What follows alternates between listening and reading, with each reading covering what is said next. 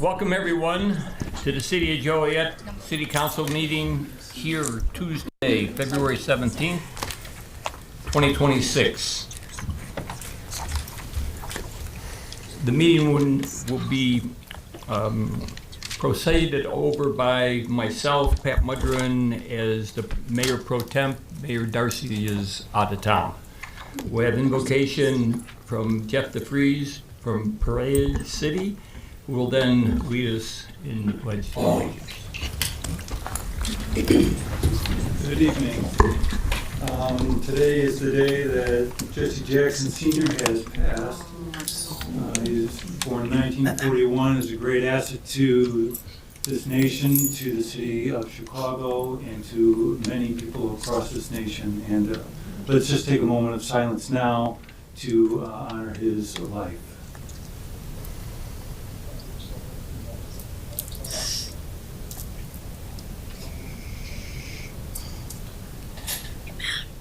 Lord, I thank you for this day. I thank you for what you have given us in this nation with the freedoms that we have, Lord. We thank you for the life of Jesse Jackson Sr., Lord. Yes. And, for all that he has done to help others and his care that he has extended to so many in this country, Lord, and the leadership that he provided. Lord, we pray for this city of ours, that we may prosper, Lord, and that we may look out for the needs of one another and be more hospitable to one another, Lord, Yes, that we be more loving to one another.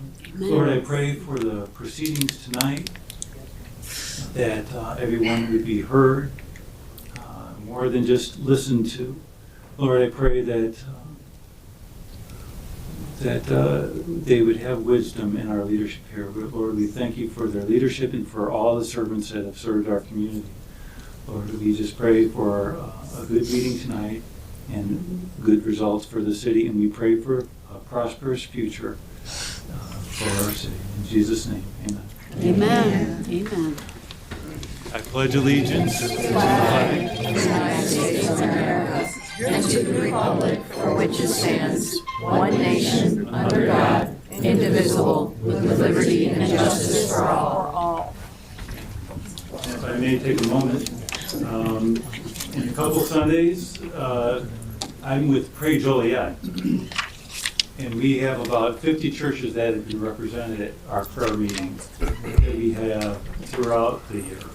And in a couple weeks, Victory City Church, which is the mayor's church, they are hosting at their new branch location, the old St. Jude, another Pray Joliet prayer gathering. So we'd like to invite all of you, if you're around and available, to come on out that night, 6 to 8 at the old St. Jude.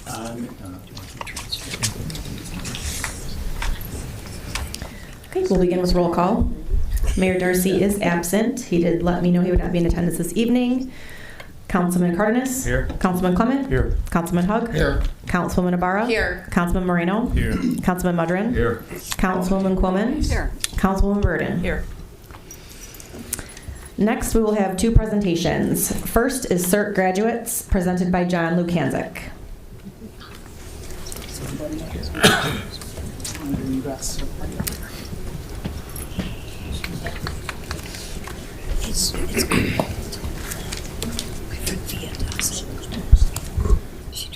Good evening, Council, and thank you again for letting me come before you and talk about our wonderful CERT program here in the city of Joliet.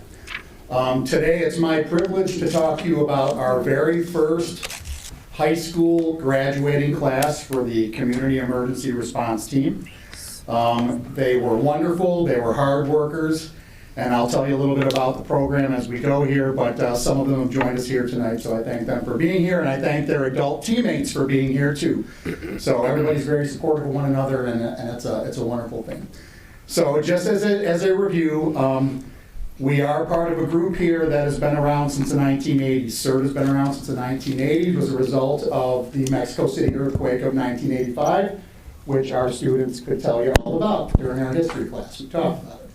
So right now we have over 600,000 trained CERT members in the United States. There are teams in all 50 states. And the Joliet program, which isn't even a year old yet, represents one of the largest CERT programs in the state of Illinois already. We have 99 trained members, and we have more than 30 that are currently in training in high school class and in the adult classes. So hopefully we'll be at around 200 by the end of the calendar year this year. So I'm very proud of these young men and women who have gone through this. I do especially want to thank the Joliet Township and Joliet Catholic Academy administrators. They bought in completely to this program. They helped these students along. They encouraged them to be part of it. And they gave them service hours to be part of it, which is wonderful. So we appreciate all the people at all the high schools in the city who were part of this. I do want you guys to know that the young men and women who were in this program, they went through the adult curriculum. This is not an easy program. This is over 20 hours of education, either before or after school. So these folks were going an hour before school ever started, they were showing up to come do CERT training. And an hour after school ended, they were doing CERT training. So I have so much respect for these young men and women. So all told, just our high school students, this batch, put in over 400 hours of volunteer time to get trained in this. So that's a pretty big ask for high school students. And I'm very impressed and I'm very proud to be associated with them. This class had 22 graduates. You can see the list up there. We had graduates from 3 of our high schools, West Central and JCA. So some of them are with us here tonight. But by the time these folks were done with their training, they were running incidents on their own, by themselves, with me doing nothing but watching. And they were doing rescues, they were doing medical care, they were moving patients, and they were wonderful. So I really appreciate you guys being involved. We have another 25 high school students who were started just at the beginning of this semester. So we continue to make good progress, and we are really making Joliet a more resilient place from our high school students on up through our adults. So I thank you guys very much for your support, and thank you all for being part of this, and thank you for being here tonight. Yes.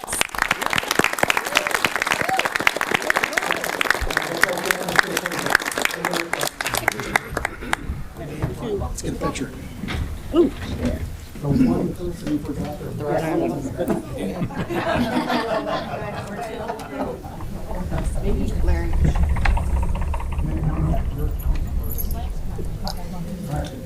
Jan, I can't see you. Jan who? How's that? Better? Councilwoman Coleman, here we go, just kidding. Thank you so much. Yes.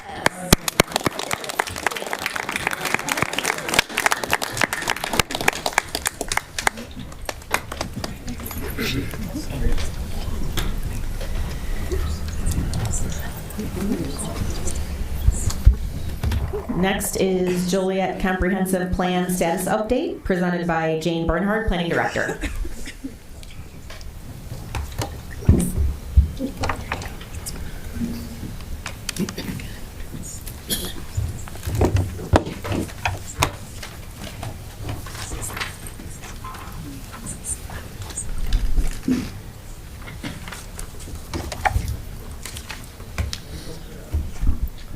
All right, good evening. My name is Jane Bernhard, and I am the planning director of the city of Joliet. I'm also the project manager for this really awesome project. The city of Joliet is preparing a new comprehensive plan, and it's the city's first plan of such in more than 50 years. The comprehensive plan will serve as a guiding document that sets out the long-term vision for policy and land use in Joliet. This plan will guide how Joliet grows, invests, and connects over the next generation. I always like to start off with the 6 big overarching project goals. The first is this project and plan will chart a vision for Joliet's future. It will respond to change and plan for opportunity. It will create a unified citywide framework. This plan will strengthen regional and local collaboration. It'll focus on implementation. And finally, it will empower local leadership. It'll support council, city staff, and community leaders with tools, data, and policy direction to champion meaningful and lasting improvements. We are halfway through this project already, and we are now in phase 3, which is enhance. And this phase focuses on preparing a plan and plan recommendations and vetting these with the community. Community workshop number 2 is during this phase, which is occurring at the end of this month on February 26th, and I will highlight this workshop in a few moments. I want to take a step back though and do a recap of what's happened to date. Besides forming the advisory committee and launching this project, the first deliverable or product of this project was the existing conditions report, which was completed in June of 2025. This report does not make recommendations. Instead, it presents objective information about the city's physical, social, and economic landscape. It gathers and organizes a wide range of data: demographics, land use, infrastructure, housing, economy, mobility, natural resources, and more, to help establish a shared understanding of Joliet today. This quite large document is on the project webpage, and I'm going to mention this webpage multiple times. It's www.joliet.gov/comprehensive-plan. We also ran a community survey for 2 full months from mid-July to mid-September, and the aim of this survey was to gather information on community priorities. We had over 2,000 people take this survey, which was a really, really great number. We were very thrilled with the level of interest from our community and with the outreach from our very own community members to encourage others to take the survey. The summary results of this survey are also on the project webpage. Community workshop number 1 was held September 17th at Joliet West High School. At this workshop, information from the existing conditions report was shared out, and people provided input on opportunities and challenges regarding topic areas like housing, transportation, parks, and open space. The culmination of phase 2 of this project was the vision, goals, and objectives document, which, as this title suggests, establishes these components for specific topic areas of the forthcoming plan. This very important document, vision, goals, and objectives statement, is also available on the project webpage.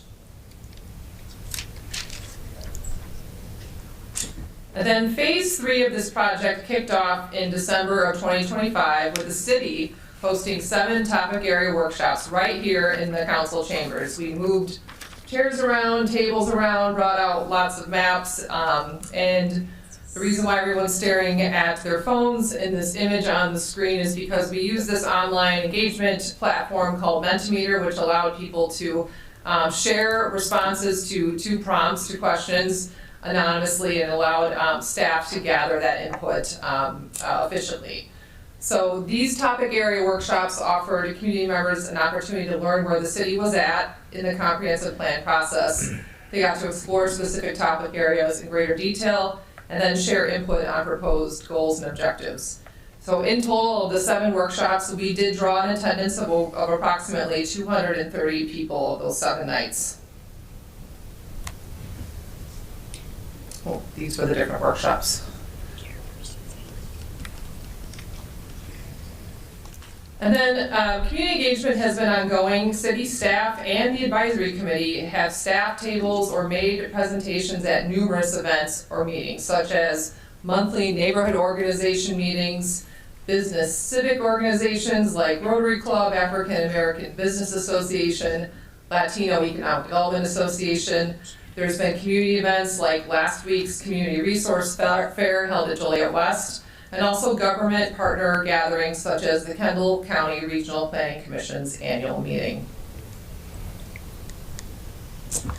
And tonight, one of the prime reasons I'm here before you is we're announcing, if you haven't heard it already, that Comprehensive Plan Workshop number 2 will be held at the end of this month on Thursday, February 26th at the Joliet Public Library, Ottawa Street Branch, or some people call it the Downtown Library.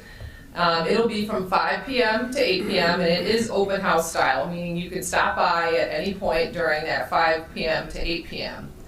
At this workshop, attendees will learn what the city has heard so far and how that input has informed the comprehensive plan in the realm of housing and neighborhoods, economic development, transportation, mobility, infrastructure and utilities, open space and the environment, arts, heritage and culture, and finally land use and future development.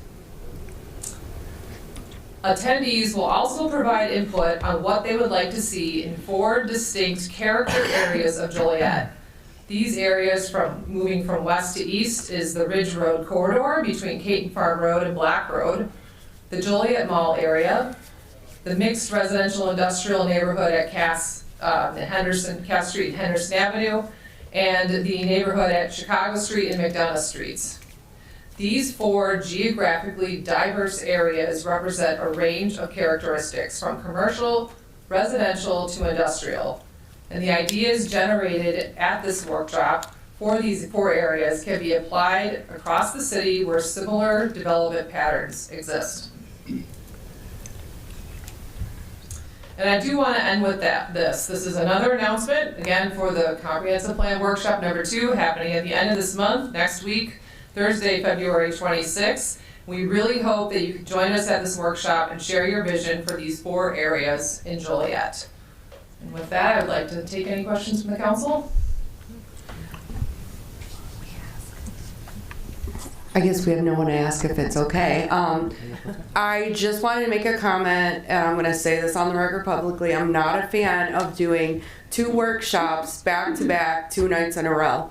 And I was told that the reason why it was done is to accommodate the committee members, but we have to remember we have to accommodate the residents first and foremost. So I just wanted to make that comment. Nobody that works full-time or even part-time is going to give up 2 nights in a row. So therefore, what I had to do, and if I had to do it, I'm sure the public had to do it as well, decide which one was more important to me. Is economic more important or land use and land planning or something? I just want to say, I want to say it on the record, I'm not a fan of doing 2 workshops, 2 nights in a row, same week. I'm just not a fan of that. Thank you.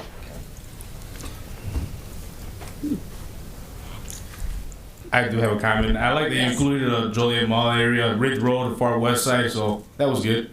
And, you know, we got a little bit of, it's not just centered in one spot.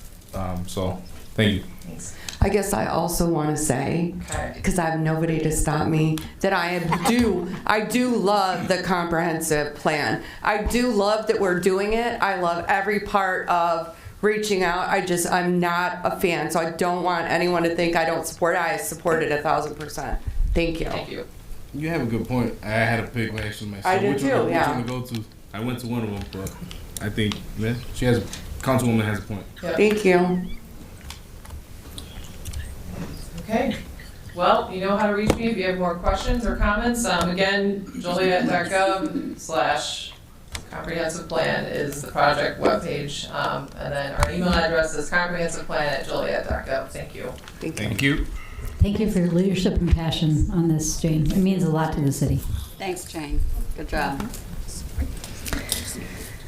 Under Mayor is a proclamation honoring Black History Month presented by Councilman Cardenas.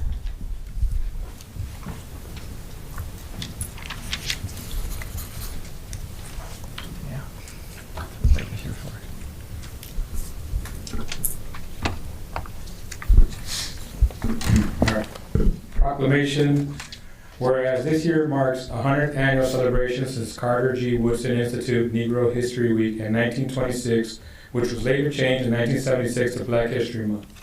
Whereas each February, Black History Month honors the struggles and triumphs of millions of American citizens over the most devastating obstacles, slavery, prejudice, poverty, as well as their contributions to the nation's cultural and political life. And whereas today, the accomplishments of African Americans in every aspect of our society continue to encourage people to reach as far as their dreams may take them. And whereas African American organizations have played a vital role in achieving justice and equal rights and have helped make communities across our country stronger and better. Now, therefore, I, Terry Darcy, Mayor of the City of Joliet, Illinois, on behalf of Joliet City Council, encourage the citizens of Joliet to reflect on the past success and challenges of African Americans and look to the future to continue to improve society so that we live up to the ideals, freedoms, equity, and justice. Thank you.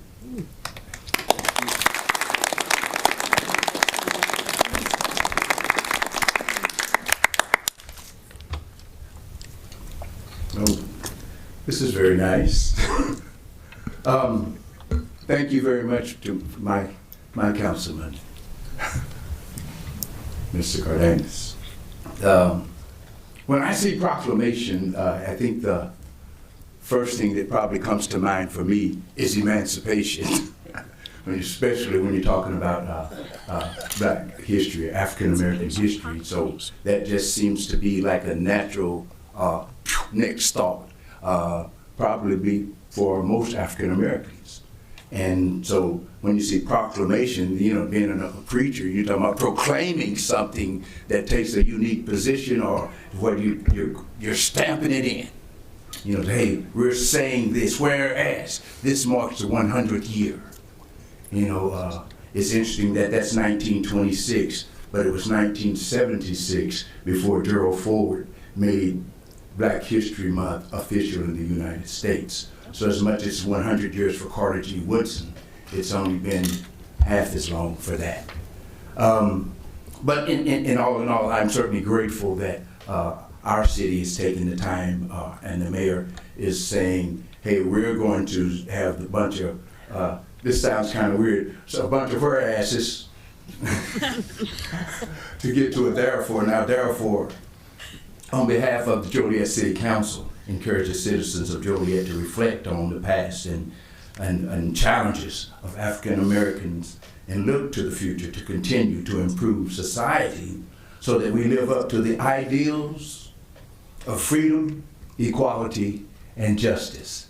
And I just find it ironic, or certainly coincidental, that we're also dealing with the loss of Reverend Jesse Louis Jackson.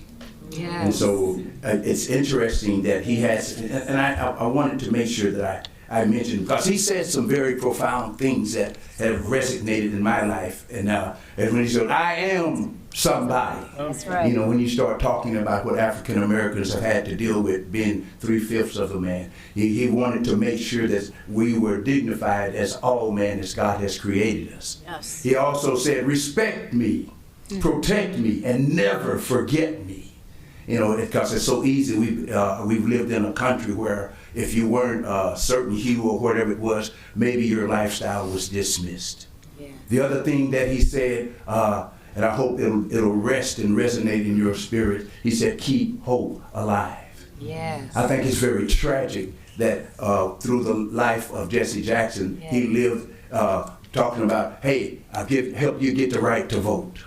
And now we're living in a culture where all that he fought for, that all citizens, all people might be created equal, there's something that's really active and aggressive in terms of taking those rights away.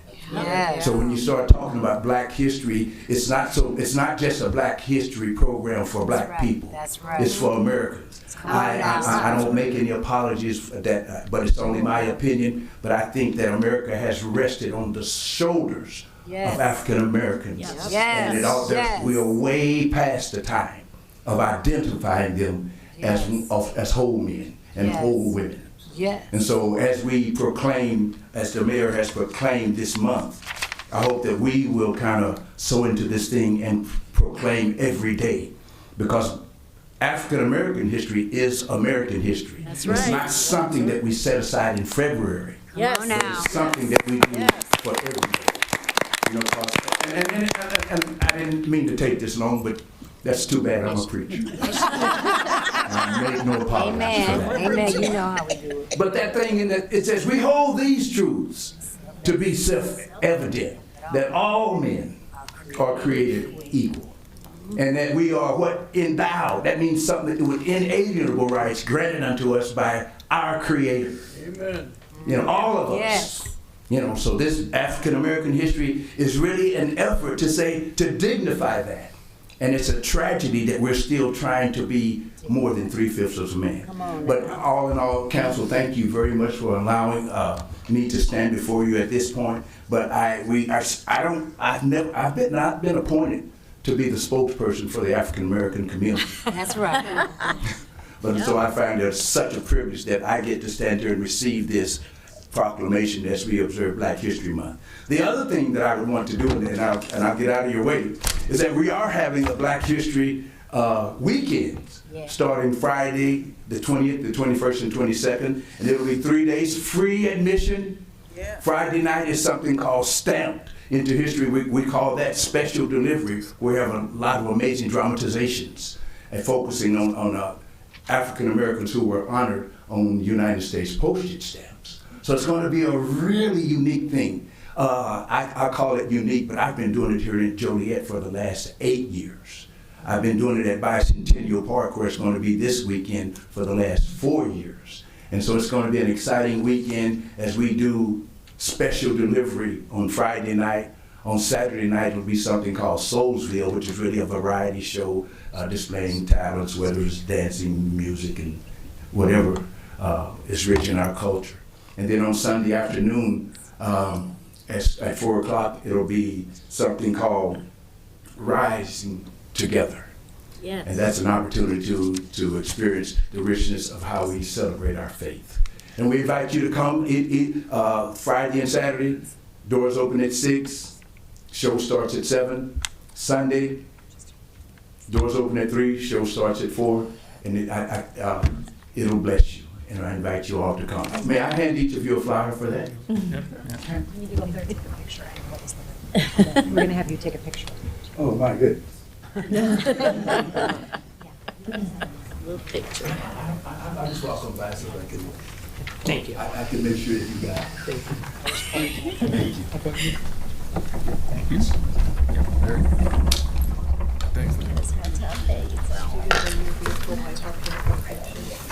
Oh my goodness. Makes me look good. He's gonna grab his wife. Thank you. Where'd she go? If you just want to stand up, your wife. I thought I didn't have You want to stand right up here? Stand behind you. You can hold the proclamation up. I'll take this flyer. As long as they can see her. Just because it's red. All right. Yes, it's perfect. Perfect. All right. Thank you, everyone. Suzanne. Thank you so much. Thank you.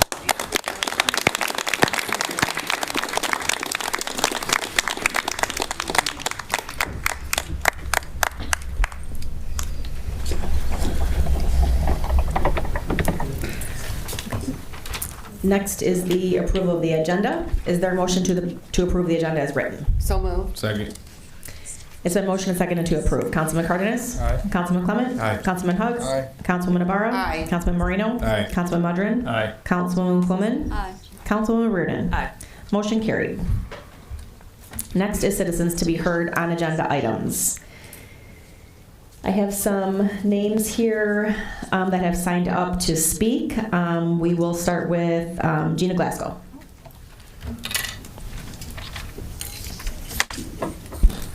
Good evening.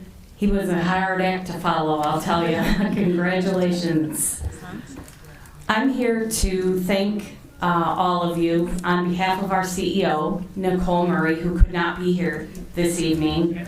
And she asked that I share her deep appreciation and the following message with you for your partnership and your heartfelt thanks for your continued belief in Habitat's mission. On behalf of myself and Will County Habitat for Humanity, we extend our sincere gratitude to the City of Joliet for the generous donation of 6 lots. The city's partnership is much needed and speaks to the commitment to affordable homeownership and the investment in our community. At Habitat, we're not just building homes, we're building stability, dignity, and opportunity. A home is where families put down roots, build memories, create generational wealth. Yet here in Will County, rising housing costs and limited inventory are putting that future out of reach for many of our hardworking families. That's why Habitat exists. The work isn't just meaningful, it is essential. And it all starts with land. Once we have the land, we can align the rest. Funders, donations, volunteers, resources, and most importantly, the family who will partner with us. The land is the catalyst. Without it, this engine just does not run. Your donation turns possibility into progress and progress into keys into a family's hands. We especially want to thank Mayor Darcy and Councilwoman Sherry Reardon for your ongoing support and leadership. Together, we are providing a hand up and not a handout. Also, when you invest in Habitat, you are not just investing in the dream of homeownership, you are investing in Joliet's future. Every time Habitat closes on a home, that property returns to the tax roll. Vacant land becomes a taxable asset, generating long-term revenue which supports schools, public safety, city services, and strengthens our neighborhoods for many years to come. On behalf of our staff, our board, our homeowners, our future homeowners, we thank you for helping us build hope, opportunity, and a strong Joliet and a Will County partnership that will last for generations to come. So thank you very much, and if anybody has any questions, our attorney is here and would be happy to answer.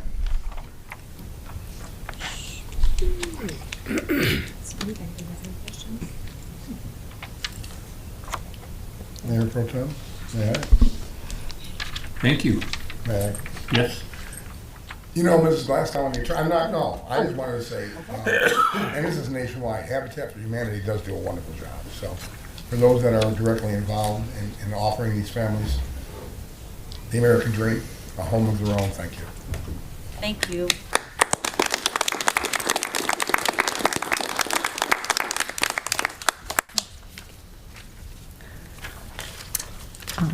Trista Graves-Brown.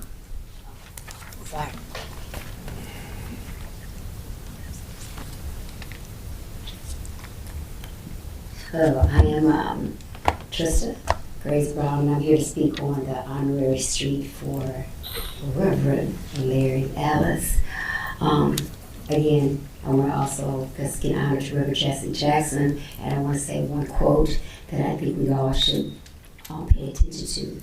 Never look down on anyone unless you're helping them to get up. Quote from Reverend Jesse Jackson. We're here today, and what a beautiful day to celebrate Reverend Larry Ellis. And Larry Ellis was part of Speak Up.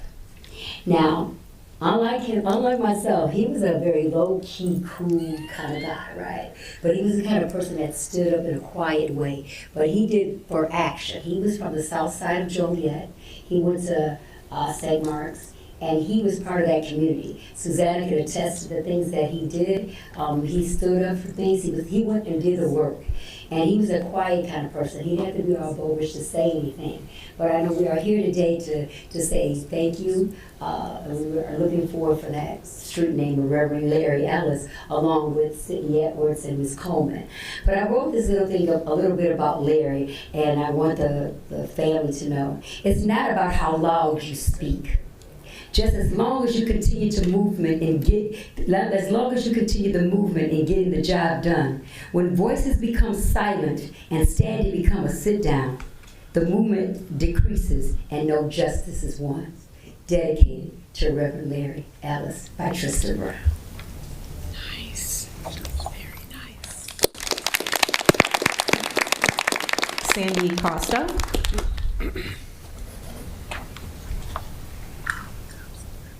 Hi, Sandy Costa, lay community minister with the Universalist Unitarian Church Joliet, and very proud member of Speak Up. And I'm also expressing gratitude and the honor of having part of a street named for the Reverend Larry Ellis, who was an amazing colleague and a very dear friend. His sanity kept us grounded and moving along with our agenda and getting work done.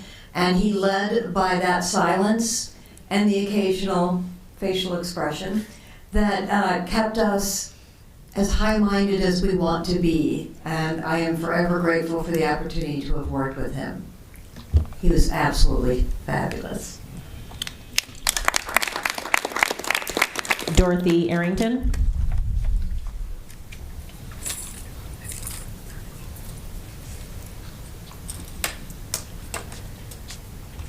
Good evening. I'm Dorothy Arrington. I'm the sister of Reverend Larry Ellis. to Mayor Terry Darcy in his absence, the Joliet City Council, the Speak Up organization, and those that have taken your time out to be present in support of us, the family of Reverend Larry Ellis, at such a time, a special time as this.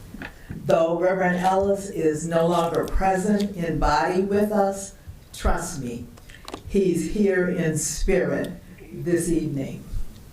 In fact, he's looking down from heaven at this moment and saying, what is going on here?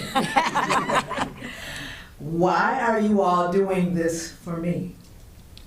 The things I did for and with my community, for and with our organization, Speak Up, for and with my church, St. Mark Christian Methodist Episcopal Church, was not for me to be honored or rewarded. Anything that I or we did was for the love, the upbuilding, the embetterment of the community. I can hear him now saying, you all don't have to do this for me. Because what I did was not for me. It was always for the glory of God. This is who my brother was. So I say to you, to Mayor Darcy, to the City Council, the Speak Up organization, thank you, and thank you for making this honor possible for Reverend Ellis. But most of all, I give the thanks, the honor, and the glory to our Lord and Savior. Thank you all. God bless you.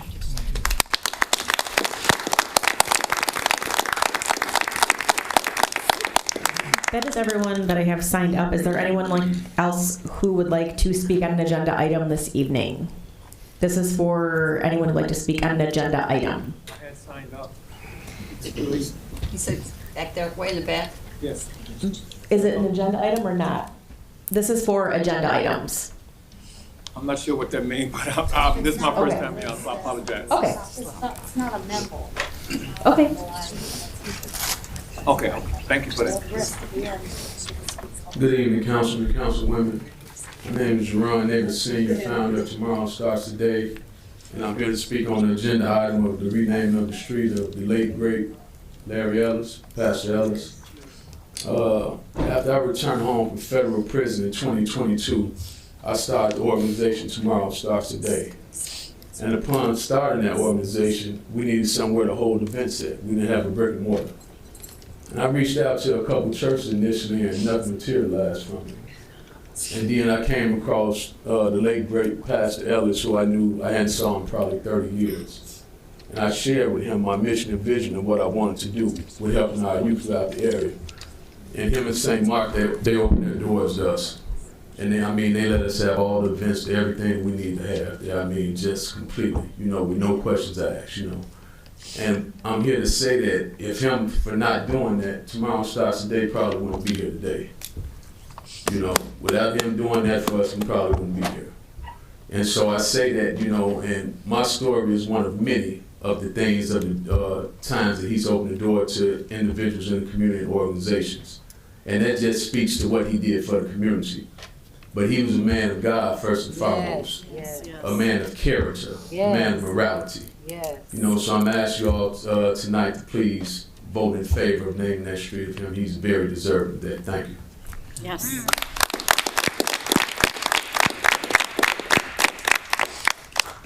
Is there anyone else who would like to speak on an agenda item this evening? Give you talk about Reverend Ellis too, very quickly.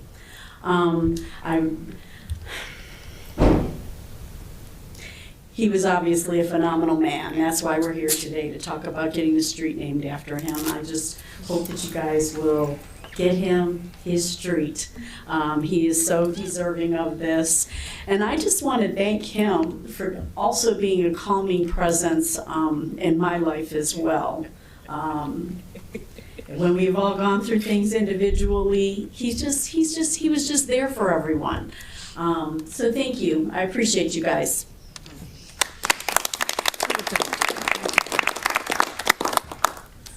Is there anyone else who would like to address the council on an agenda item this evening? Okay. Next are council committee reports. We will start with communication, technology, and information systems. Okay. The CTIS committee met Wednesday, February 4th at 8:30 a.m. in the executive conference room. In attendance were Councilman Cardenas, myself, Councilman Moreno was unable to attend. We started with a demo presentation from Paragrin. How'd I do? Representative Sam Baldessano, Paul Percoda, okay, and Deputy Chief Bolson.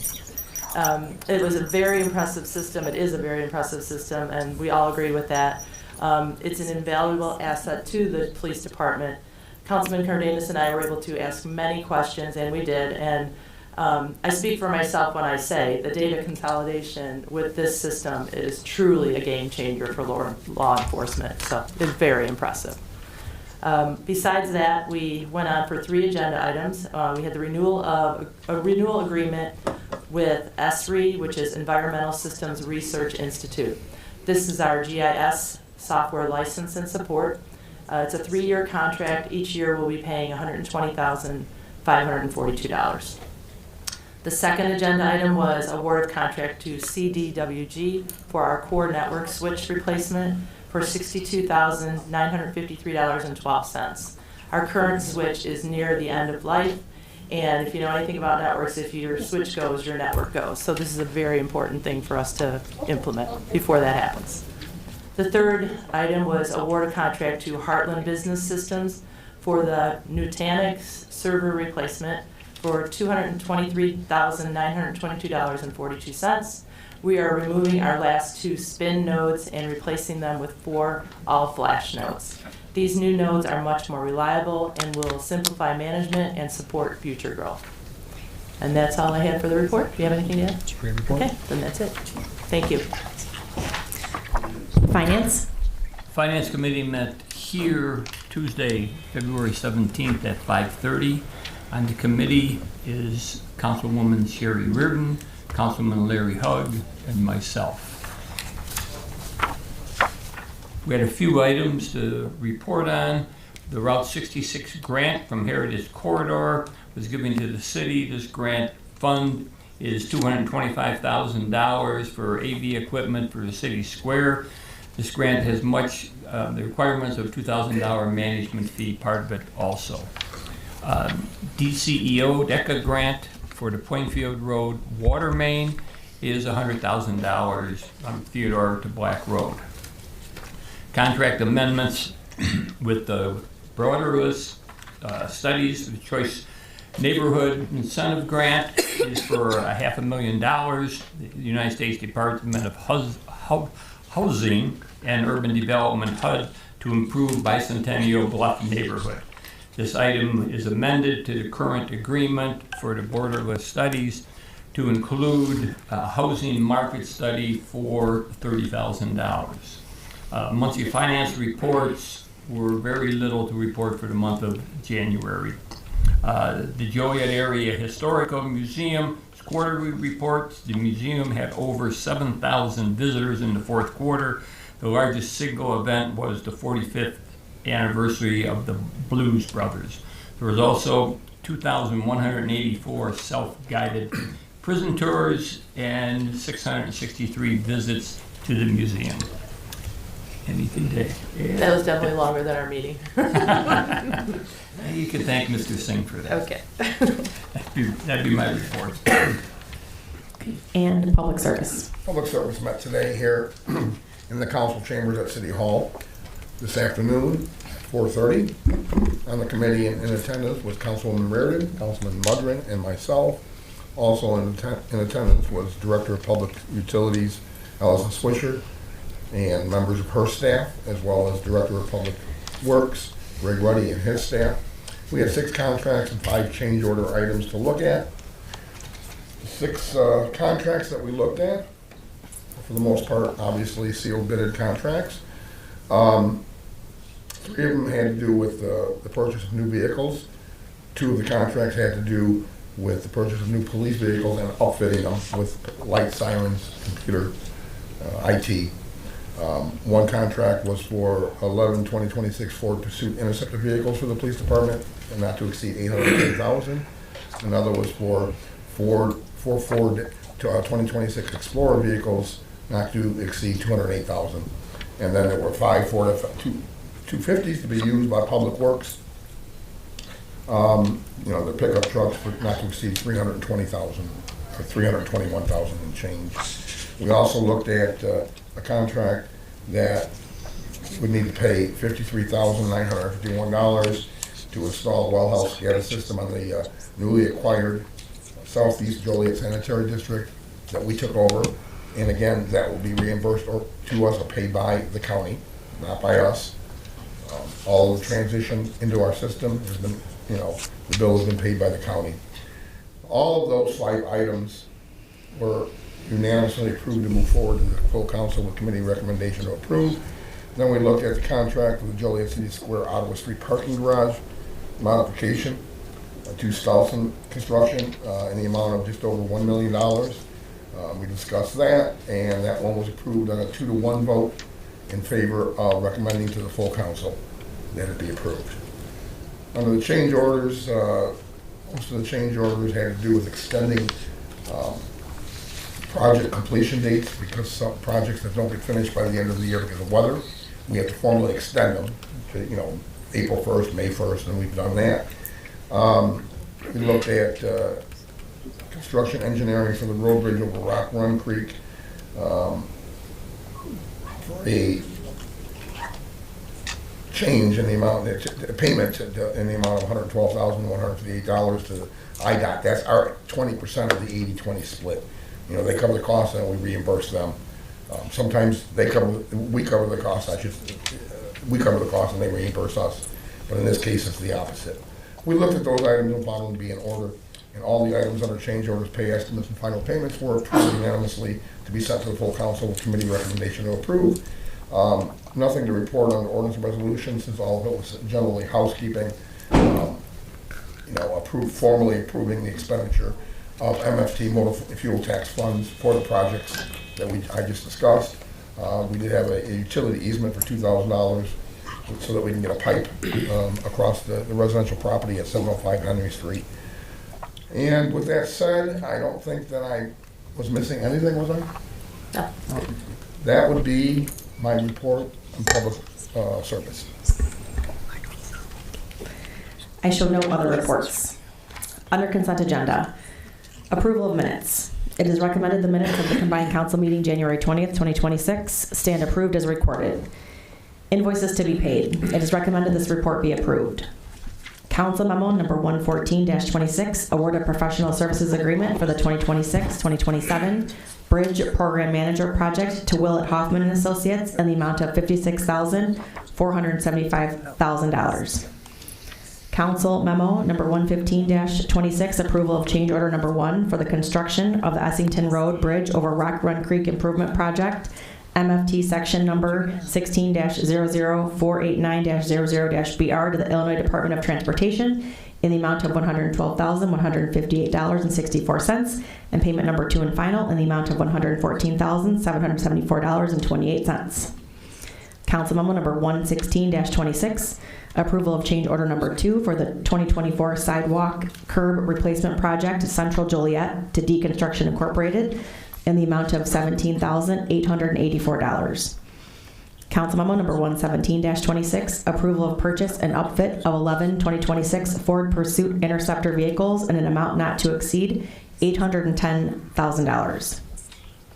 Council memo number 118-26, approval of purchase and upfit of 4 Ford 2026 Explorer vehicles in an amount not to exceed $208,000. Council memo number 119-26, approval of purchase of 5 Ford F-250 service body vehicles in the amount of $320,957.65. Council Memo number 120-26, approval of purchase of lift station and well house SCADA equipment for the Southeast Joliet Sanitary District from Metropolitan Industries in the amount of $53,951. Council Memo number 121-26, approval of change order number 1 for the Glenwood Manor Water Main Improvements Project to Len Cox & Sons Excavating for adjustments to project completion dates. Council Memo number 122-26, approval of change order number 1 for the Reedwood Phase 3 Water Main Improvements Project to Len Cox & Sons Excavating for adjustments to project completion dates. Council Memo number 123-26, approval of change order number 1 for the Midland and Campbell Water Main Improvements project to Len Cox & Sons Excavating for adjustments to project completion dates. Council Memo number 124-26, award of contract to CDWG for core network switch replacement in the amount of $62,953,000.12. Council Memo number 125-26, award of contract to Heartland Business Systems for the Nutanix server replacement project in the amount of $223,922.42. Council Memo number 126-26, award of contract to Esri for the renewal of existing enterprise agreement for 3 years in the amount of $361,626. It is recommended Council Memos 114-26 through 126-26 be approved. Is there a motion to approve all said consent agenda items? So moved. Second. It's been motioned and seconded to approve. Councilman Clement? Aye. Councilman Hug? Aye. Councilwoman Navarro? Aye. Councilman Moreno? Aye. Councilman Mudrin? Aye. Councilwoman Quillen? Aye. Councilwoman Verdon? Aye. Councilman Cardenas? Aye. Motion carried. Under agenda items, Council Memo number 128-26, award of contract for Paragrin Technologies. At this time, we will have Deputy Chief Boatsum provide a brief demonstration. Good evening, Council. As requested, I brought Paul Balsan. Yeah. Paul, I'm saying your name wrong. Paul Vercoda and Sam Balsano. And I apologize for that. So we spoke to you guys before a few weeks ago about this demonstration. So they're going to sit there and show you some live data about how the product can sit there and search people. It's also going to show you how it can search the maps and display that accurately, and also about officer wellness. This is going to be a very brief demo. It's only going to be about maybe 10 minutes or maybe less, unless you guys have any follow-up questions. And I apologize for butchering their names. Here you go. Thank you, Chief.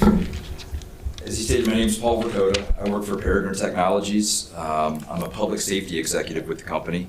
Prior to my employment at Paragrin, I served a 34-year career in law enforcement in Southeast Florida and retired there as a major from the Palm Beach County Sheriff's Office. So I say that because I'm not a tech engineer or anything like that. I am an end user of this technology.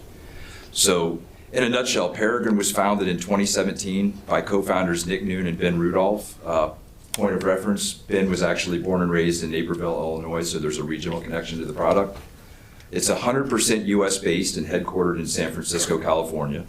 And the platform was purpose-built for public safety. It wasn't something that was morphed from another career field to try to make it fit in public safety.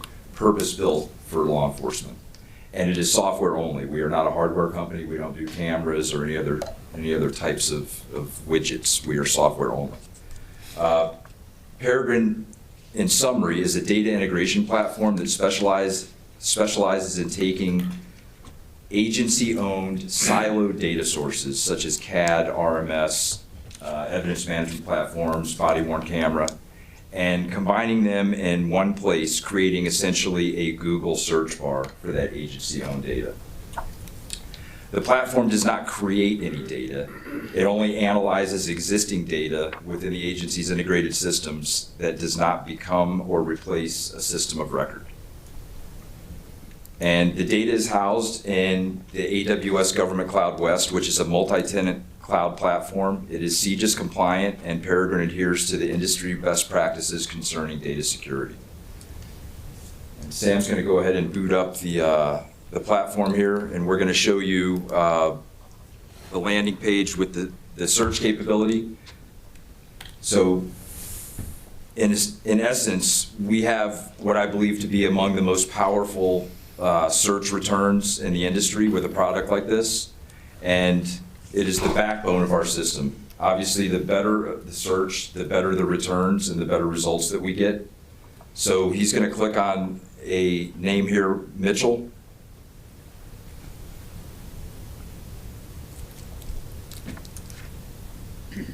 And essentially, if you were to run the name Mitchell in the platform, that was a person you were looking for, it's going to show all of the integrated data that comes back on that subject, Mitchell. So it's going to show CAD reports, arrests, RMS cases, photographs, and body-worn camera. And another point of note on the right is the AI-generated person history that creates a summary of all of the available data in the platform to give you a 1 or 2 paragraph quick look at the person that really acts as a time saver. This is a linked individual to that person that Sam just clicked on, and it shows, in addition to his photo, all of the associated cases, another AI-generated person history, and it shows body-worn camera in the platform. Excuse me for 1 second, because there was concern up here. Would you just mention the fact that this is created data? It's nothing of this is real. Yes, so it is a CGIS compliant demonstration platform. So it's fictitious data. This is what it would normally look like if it were live data in an actual organization. So yes, we are maintaining our CGIS compliance. So flipping the data to a map, we have the ability to search areas on a map. We can show, in this case, we're showing traffic crashes within the city of San Pablo, California, fictitiously. And we can show it as points on a map, we can show it as clusters, or we can show it as a heat map. Generally speaking, this type of information is very difficult to extract. It's very time consuming for an analyst to be able to compile these sets of data. And we can basically return a result in a matter of seconds, and then we can take that data and flip it to a heat grid, which is shown down at the bottom. The brightest spots on the grid are the most frequent occurrences. So for strategical planning within the agency, to make sure there's enough manpower present to address certain issues, or if you're trying to build an enforcement plan, this is information that traditionally would take weeks to get, and it's difficult to react to information or to take positive action on information that's that old. So this puts it at your fingertips and allows the department to be much more responsive to the needs of the community. The third thing that we're going to show you is a dashboard, and this is an officer wellness dashboard. We're pulling that same data from different places within those siloed data systems to display it in a more meaningful way. And what we've done here is we've created this dashboard showing occurrences of incidents and types of calls, whether it be something hazardous or emotionally stressful to an officer. So it's breaking it down a couple of different ways, but essentially what it's doing is it's taking all of the dots that are present behind the scenes and connecting those dots and putting them in a visualization that makes the data more meaningful. So in an officer wellness capacity, hopefully you can see those indicators prior to something tragic happening and give the agency an opportunity to intervene and take appropriate action. There's a couple of really quick success stories. I'd like to tell you that how Paragrin has been used, and we talked about the powerful search capability. A partner agency of ours in Tuscaloosa, Alabama, responded to a shooting incident late in the day on a Friday afternoon. They had very limited information on the suspect. They had a name of Demetrius, and they knew that maybe he went to the All-Star Academy. They had no other leads, nothing to follow up on. The All-Star Academy was a charter school that wasn't run by the county, and there was no after-hours contact, so they really had no way to follow up until Monday morning. The assigned detective, taking that information with just the name Demetrius and All-Star Academy, typed it into the Google search bar within Paragrin and returned a result from a body-worn camera transcript from an unrelated incident 2 weeks prior, where police were called to a neighborhood and interviewed a lady that said that there's this kid Demetrius who lives in the neighborhood. He's terrorizing everybody around here, and he lives in that house over there. I think he goes to All-Star Academy. Paragrin was able to link all of that information together through a body-worn camera transcript that is generally not searchable. So in Joliet specifically, they transcribe their body-worn camera audio, so that would be a searchable database within the platform, and there is a treasure trove of information and intelligence that lives within those body-worn camera transcripts. The last case that I'll tell you about has a really significant impact on public safety in the community. It was in Pinellas County, Florida, another partner agency of Paragrin's, and a 4-year-old autistic child at 2 o'clock in the morning woke up and crawled out the front window of the house. The parents were unaware. They didn't wake up. They didn't hear anything unusual. The child starts wandering around the neighborhood. A concerned citizen sees it, calls 911. Police respond. The child is nonverbal and can't say where he lives. So the police officer on the scene, using the mapping mechanism within Paragrin, was able to do a radius search from where they were and ran a search for previous CAD incidents from the past 90 days. By doing so, that police officer found a similar incident that had occurred about 6 weeks prior and was able to put 2 and 2 together and in a matter of minutes go make contact at the residence and return the child safely home. That is a huge win for law enforcement because there are a lot of bad things that could have happened as a result of that. But generally speaking, at 2 o'clock in the morning when there's no parent awake and aware, chances are Children and Family Services would have had to been called and get involved. 7 o'clock in the morning on the morning news, it would have been headlines, hey, is anybody missing a child? And it would have been very tragic for the family and tragic for the child. Because of the platform, we were able to return the child home in a matter of minutes. That's all I have. Thank you for your attention. I appreciate the opportunity to be here. Are there any questions?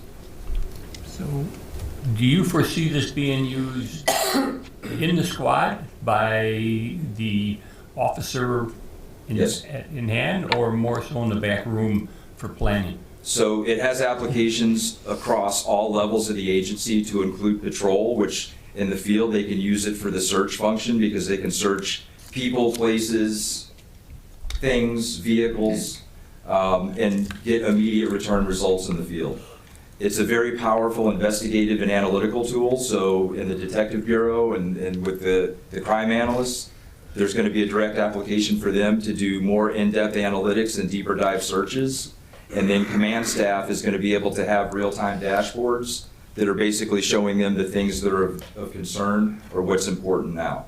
And those are all completely customizable. There's no limit on the number of searches, the number of dashboards that you can build or anything like that. So there would be a direct application across many facets of the agency. So today, I assume they have an opportunity to search specific locations or specific softwares, but nothing that combines everything? So there is nothing that harmonizes all the data into one location. So you'd have to go into each individual database and then try to merge that data and the information once you extract it from CAD, from RMS, from evidence.com. What the Paragrin platform does is it brings all of that together in one place and makes it more visible and more usable. So then you can map it, chart it, network it, graph it, dashboard it. Man, one of the things I think that really made such a difference in me really understanding this tool is when you described it as all of our different systems right now are silos, separate little silos sitting out there. And anytime an officer needs to find some information, they have to go to this silo, and then they go to this silo, this, and so on. This brings all the silos together, and one search brings every bit of information from all those what used to be separate silos. For the patrol officer on the street, with their MDT in the field, instead of having to be logged into 15 different databases, they can essentially go to one database in Paragrin and be able to pull information from all of those siloed sources. Is there any city near us that's using this today that we've talked to? Our first Illinois customer is Chicago Heights. So the company's been around since 2017, founded in California. We have over 100 partner agencies in the state of California, and then we've spread nationwide. We have major cities from coast to coast. Thank you. Thank you very much for coming. I I wanted you to explain this to the council and the public, and that's why I believe it was myself and the mayor that asked you to do this quick demo. As a former officer, I think this is so valuable, and just like Sherry Reardon, Councilwoman Reardon said, these separate silos, I wish I had it when I was there to put all this in. There's so much work that goes in behind the scenes and even out in the field. I think this is so valuable for current officers and detectives, tactical, basically everybody. So thanks again for putting this on for us. Yes, sir. And My thanks, pleasure. Chief. Question, now, can this, like you said, if we do this, we'll be the second community in Illinois. Yes, sir. Can you add, when we talk about the silos or the repositories of data that currently exist within the city of Joliet only, can it go to state records at any point? For like arrest records and such? So generally speaking, there is a data sharing capability within the platform based on the permission of that particular agency under Memorandum of Understanding, an MOU. So we do, and I'll speak from experience in the state of Florida, we incorporated the public-facing State Department of Corrections information into the website as a data sharing source. We do the same with the state of Georgia. So there would be an opportunity, if there is a public-facing State Department of Corrections website in Illinois, we could incorporate that data. I believe there is, so they could have access. That could be an integrated system, yes. And the long and the short of this is former retired police officer, Councilman Clement said, the amount of time is intense to do this individually. And so we're freeing them up. This is a matter of milliseconds, if you will, with the program, and depending on the data available in the different silos, the different depositories, that's more time on the street for those detectives, for those police officers. Instead, we always talk about report writing reports as an example, and transcribing. I think we have an automated transcription now and that's working out great, isn't it? Yep. So this is all about freeing up police to be on the street and not sitting there doing clerical work. Without a doubt, sir. The platform acts as a true force multiplier because it does free up officers and analytical staff from the mundane administrative functions and trying to dive into these siloed databases. So it allows the agency to operate more efficiently and effectively, which is ultimately better for the community. And you said you have roughly 100 out on the west, in California? So almost 400 now worldwide, including Canada. I think we have 5 or 6 agencies in Canada, but within the U.S., there's almost 400 coast to coast. So as you grow as a company and you have more municipalities, more entities doing it, again, with permission and MOUs, they can share amongst themselves through your program. That is correct, sir. We have agencies that have signed national data sharing agreements, City of Miami being one of them as an example. Which at some point, if we have somebody that's done nothing here locally, just arrived, just moved here, through that data sharing, we can find out, this is what they've been doing in Miami for the last 10 years. Yes, sir. Okay, thank you. Yes, sir.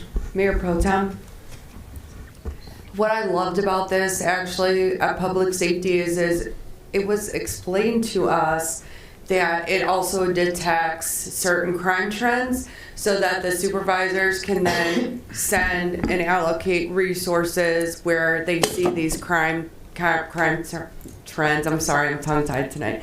Where they see the crime trends upticking, they can allocate resources. And I think that's an amazing concept to be able to do that, to see those crime trends. The other thing is the wellness aspect of it, I think is amazing. You can see if you have an officer that has been involved in, 5 traumatic events, and give him the check that he needs, check in to see if he's okay. So I think this is amazing on so many fronts. Thank you. One other question, Tom? Sure. Also, too, your company does not harvest any of this information permanently and store it somewhere else for their own purpose or use. This is No, sir. The agency retains complete ownership of the data. We store it in the cloud, and only part of that data gets stored in the cloud. It's the AWS GovCloud West, a multi-tenant cloud, completely CJIS compliant. And we have no interest in sharing the data with anyone.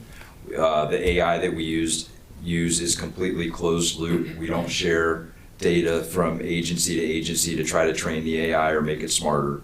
Any data that leaves the agency is with the agency's permission under that MOU. Yeah. Can I just add one more thing? Sorry to run on here. And then one more thing, when I was an employee with the city, if we, like Susanna said, if we needed to find out trends, we would call Maria Green, and she'd have to work on it, maybe today, maybe tomorrow, and it could be hours, days, maybe a week later because she's backed up. So this is going to cut this all like milliseconds. I mean, we'll be able to put this all together. You're 100% correct, sir. In my previous career as a patrol sergeant, it would always be a question, daytime burglaries was always a concern. And I would go to the analyst in the district to say, hey, what areas are the burglaries occurring in? Or, what are the trends? And it would be a week or two if I could even get the results back. So this puts all the officers and all of the detectives and all of the analysts in a position to win because it puts the data at their fingertips and it creates immediate access to it.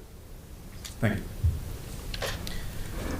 Pat, one more thing, because I did get a couple of calls, people are curious. There was a misunderstanding, they read in the media, this is not directed towards you guys, that the city's looking to spend $1 million. This is not $1 million a year. This is $200,000, roughly on average, $200,000 a year for a 5-year contract. So I wanted to get that out there publicly. It's not $1 million one time, 1 year. It's for 5 years. Am I correct? Yes, sir. You're correct. Thank you. Anybody else? Mayor Pro Tem. Ultimately, if it's going to save the city money, it's going to protect the community, and it's going to help our officers stay, so we can figure out, make sure they're good as well. I'm all for it, 100%. Thank you. Thank you for your presentation. Thank you. Thank you all. Okay. It is recommended Council Memo number 128-26 be approved. So moved. Second. Sorry. It's been motioned and seconded to approve. Councilman Hug? Aye. Councilwoman Ibarra? Aye. Councilman Moreno? Aye. Councilman Mudron? Aye. Councilwoman Coleman? Proud to say aye. Councilwoman Reardon? Aye. Councilman Cardenas? Aye. Councilman Clement? Aye. Motion carried. Council Memo number 129-26, award of contract for the Joliet City Square, Ottawa Street parking garage building modifications to Stolson Construction in an amount not to exceed $1,027,136. It is recommended Council Memo number 129-26 be approved. So moved. Second. We have an explanation on that. I'm sorry, I didn't hear Can you. we have an explanation on this item? I know it was in the paper and all that. Sure. So this, I'm going to defer largely to my staff, but this was publicly bid. Would you like background on how we publicly bid, or do you want to skip that part and just go why to we need this? why we need it? I will defer to Greg Ruddy, our Director of Public Works. Thank you. Sure. So this contract is completing modifications to the Ottawa Street parking deck in support of the City Square project. This work was, most of the work was anticipated as part of the project when it was conceived. And what we're doing in the garage is we're adding 2 storage areas for equipment and facilities management for the City Square project. There is a small single bay garage that we're going to have in there for the sweeper that's going to be utilized in the deck and the City Square. There's an electric room which will provide electric service and electric panels and all the connections and fiber optic hubs for the City Square to service the equipment out there, the audio visual and some of the lighting aspects. And then an IT room as well, which is going to be the AV controls, specialty items, and I apologize, I said the fiber was coming to the electric room. The fiber optic will be coming to the IT room, and all those support items. And then there's also a small salt storage shed that's going to be constructed outside the deck. Generally, these are all items within the deck, and I'll describe it as a lagging contract. We knew we were going to need the majority of these items in support of the City Square project in order to provide the services and amenities we want there. It was important to get the construction of the square itself and Chicago Street out early. Those were lead items, and as the project continued to develop, some of these items went through revision. So this contract was able to lag. It was budgeted. as part of this year's budget, and generally that's what it serves. There's also some HVAC in there, and there's some fiber runs that have to be to go out into the square itself, but that's a general background of what this project is. Thank you, Greg. Sure. Anything else? Good. It's been motion and seconded. Yeah. One more. Larry? I'm not going to belabor the point, but you know, when we first did this, I can't remember the year, was it 2017 or 2018, when it was first presented to this council? This item was not in there. The original, I'm going off memory because staff, I think, at some later date is going to provide me with an ongoing amount that we spent, but I believe originally it was supposed to be about $9 million, and about $6 or $7 million was supposed to be through state, and I think some federal grants and so forth. This has gotten way out of budget. I said at the time, when I voted yes for the city square, is that I wouldn't be voting for cost overruns and stuff added later. This absolutely $1 million expenditure was not there when it was first presented on the initial vote, so that's why I won't support it. And we also don't have a maintenance budget devised yet. I was told at the committee meeting that they're working on it. I don't know how we're going to vote to spend over $1 million and we don't have any estimate of what the maintenance is going to cost. But look at our artworks. We did the same thing 30 years ago. Rushed to putting up these artworks and these murals and these statues, but we didn't have any estimate or any foresight for maintenance and what it would cost. And then what happened, they deteriorate. So again, this whole project, which dates back quite a few years, like I said, 2017 or 2018, the cost overruns from the original estimate, I can't support. Thank you. Anybody else? It's been motion and seconded to approve. Councilwoman Navarro? Aye. Councilman Moreno? Aye. Councilman Mudrin? Aye. Councilwoman Quillen? No. Councilwoman Reardon? Aye. Councilman Cardenas? Aye. Councilman Clement? Aye. Councilman Hug? No. Motion carried. Under resolutions, Council Memo number 131-26, resolution appropriating supplemental motor fuel tax funds for the 2010 roadways resurfacing contract, MFT section number 10-00432-00-RS. It is recommended said resolution be adopted. So moved. Second. It's been motion and seconded to approve. Councilman Moreno? Aye. Councilman Mudrin? Aye. Councilwoman Quillen? Aye. Councilwoman Reardon? Aye. Councilman Cardenas? Aye. Councilman Clement? Aye. Councilman Hug? Aye. Councilwoman Navarro? Aye. Motion carried.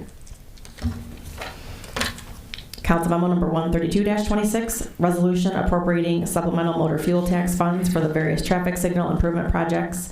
IDOT contract 62H79 in the city of Joliet. Contract A, MFT section number 20-00532-00-TL. It is recommended said resolution be adopted. So moved. Second. It's been motion and seconded to approve. Councilman Mudrin? Aye. Councilwoman Quillen? Aye. Councilwoman Reardon? Aye. Councilman Cardenas? Aye. Councilman Clement? Aye. Councilman Hug? Aye. Councilwoman Navarro? Aye. Councilman Moreno? Aye. Motion carried. Council Memo number 133-26, resolution appropriating supplemental motor fuel tax funds for the various traffic signal improvement projects. IDOT contract 62M72 in the city of Joliet. Contract B, MFT section number 20-00533-00-TL. It is recommended said resolution be adopted. So moved. Second. It's been motion and seconded to approve. Councilwoman Quillen? Aye. Councilwoman Reardon? Aye. Councilman Cardenas? Councilman Clement? Aye. Councilman Hug? Aye. Councilwoman Navarro? Aye. Councilman Moreno? Aye. Councilman Mudrin? Aye. Motion carried. Council Memo number 134-26, resolution approving an honorary street name designation for Reverend Larry Ellis. It is recommended said resolution be adopted. Move to approve. Second. Mayor Pro Tem, can I Yep. have a second? I just want to say in the first 3 years, I filed almost 400 citizen views, and Reverend Larry Ellis was probably responsible for at least half of those. Never failed to remind me of everything that needed to be reported, everything that was going on. Not only that, I would show up to the church and hop in his car and we'd go driving. I know that city staff was probably like, what the heck is going on? But when Reverend Larry Ellis called you to come and look at things, you just went. He knew this neighborhood. He knew the area very well, and he never failed to help anybody that needed help. As Jerron Neighbors from Tomorrow Starts Today said, he was the first one in this area to help. Also to keep some sense of calm and sanity with people. He was just amazing for that. So I just wanted to let the council know what an impact he had on District 5. Thank you, Mayor Pro Tem. Anybody else? It's been motioned and seconded to approve. Councilwoman Reardon? Aye. Councilman Cardenas? Aye. Councilman Clement? Aye. Councilman Hug? Aye. Councilwoman Navarro? Aye. Councilman Moreno? Aye. Councilman Mudrin? Aye. Councilwoman Quillman? He will be missed. I vote aye. Motion carried.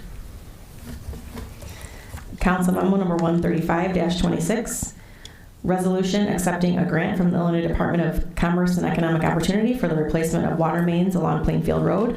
It is recommended said resolution be adopted. So moved. Second. It's been motioned and seconded to approve. Councilman Cardenas? Aye. Councilman Clement? Aye. Councilman Hug? Aye. Councilwoman Navarro? Aye. Councilman Moreno? Aye. Councilman Mudrin? Aye. Councilwoman Quillman? Aye. Councilwoman Reardon? Aye. Motion carried. Council Memo number 136-26, resolution accepting a grant of utility easements from 705 Henry Street for the Washington Street Water Main Improvements Project. It is recommended that the resolution be adopted. So moved. Second.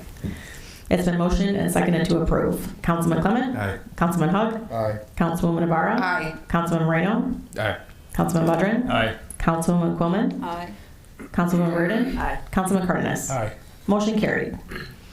Council Memo number 137-26, resolution accepting a Route 66 grant from the Heritage Corridor Convention and Visitors Bureau for audiovisual equipment and installation in City Square for the 2026 grant fiscal year. It is recommended said resolution be adopted. So moved. Second. It's been motioned and seconded to approve. Councilman Hug? Aye. Councilwoman Navarro? Aye. Councilman Moreno? Aye. Councilman Mudrin? Aye. Councilwoman Quillman? Aye. Councilwoman Reardon? Aye. Councilman Cardenas? Aye. Councilman Clement? Aye. Motion carried. Council Memo number 138-26, resolution approving and authorizing the donation of real property to Will County Habitat for Humanity. It is recommended said resolution be adopted. So moved. Second. It's been motioned and seconded to approve. Councilwoman Navarro? Aye. Councilman Moreno? Aye. Councilman Mudrin? Aye. Councilwoman Quillman? Aye. Councilwoman Reardon? Aye. Councilman Cardenas? Aye. Councilman Clement? Aye. Councilman Hug? Real quickly, before I cast the vote, I'm thankful for Habitat for Humanity doing this. One of the things dating back to 2011 when I first was elected was the amount of property we've amassed as a public entity. And I've been pushing for years that, we need to sell this off. Government shouldn't own any property it's not using. So I'm so happy to see it's going, we're getting rid of it. It's going back on the tax rolls. And it's going to Habitat for Humanity. We got more. Let's get rid of all of it. Let's keep in contact with them so we can get rid of it, whatever else we have. Okay. Aye. Motion carried. Council Memo number 139-26, resolution authorizing approval and execution of a project labor agreement with the Fox Valley Building and Construction Trades Council and affiliated construction trade unions for the Joliet projects and the Alternative Water Source Program. It is recommended that resolution be adopted. So moved. Second. It's been motioned and seconded to approve. Councilman Moreno? Aye. Councilman Mudrin? Aye. Councilwoman Quillman? Aye. Councilwoman Reardon? Aye. Councilman Cardenas? Aye. Councilman Clement? Aye. Councilman Hug? Aye. Councilwoman Navarro? Aye. Motion carried.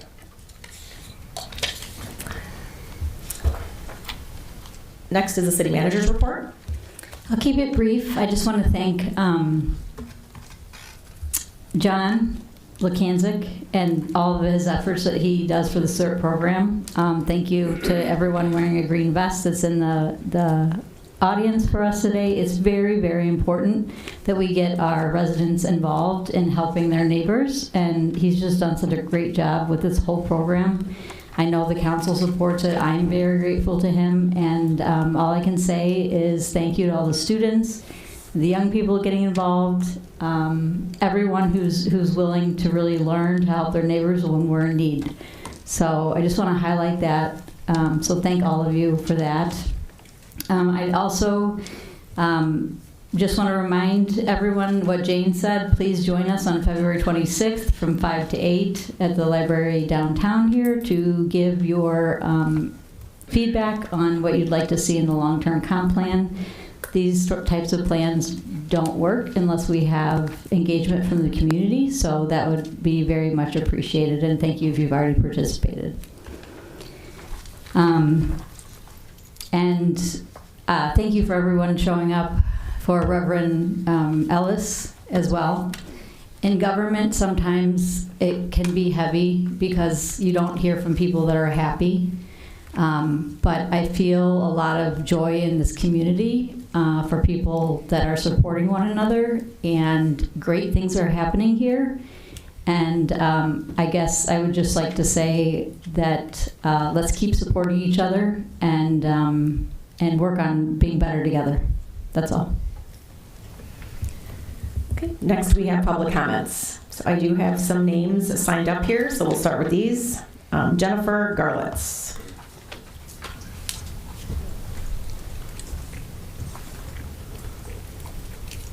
Hi, I am speaking on behalf of CARE. I'm a CARE member, and CARE stands for Citizens Against Ruining the Environment. We're a local nonprofit grassroots environment group, and we work on various environmental issues in Will County, including coal ash, specifically Lincolnstone Quarry, and also data centers and other relevant concerns. And so I wanted to talk today about a proposal for encouraging the city of Joliet to have a single-use plastic bag ordinance, such as other communities in Illinois have, including Chicago, Northbrook, and Evanston, and there are others. A big problem with the plastic bags, the single-use plastic bags that people get in the grocery stores, is that you've probably driven by farms and you see them in the farmers' fields.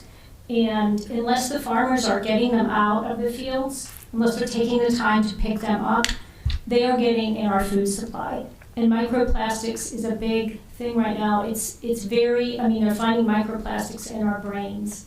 And it is quite scary, health-wise. And so I think that's a big reason to have a plastic bag ordinance, to implement one. Also, plastic bag litter is so unsightly. I want to share a brief story that happened to me a few years ago. Somebody called me, I was on vacation, a stranger called me. She got my name from someone and she said, "There's a plastic bag in the tree across the street from me. I have tried everything. I have called the fire department. They won't get it down." She said, "I tried everything, and I'm calling you." Well, I don't have a truck. I don't have a ladder. I couldn't help her, and I felt bad. But these kinds of, it's so unsightly.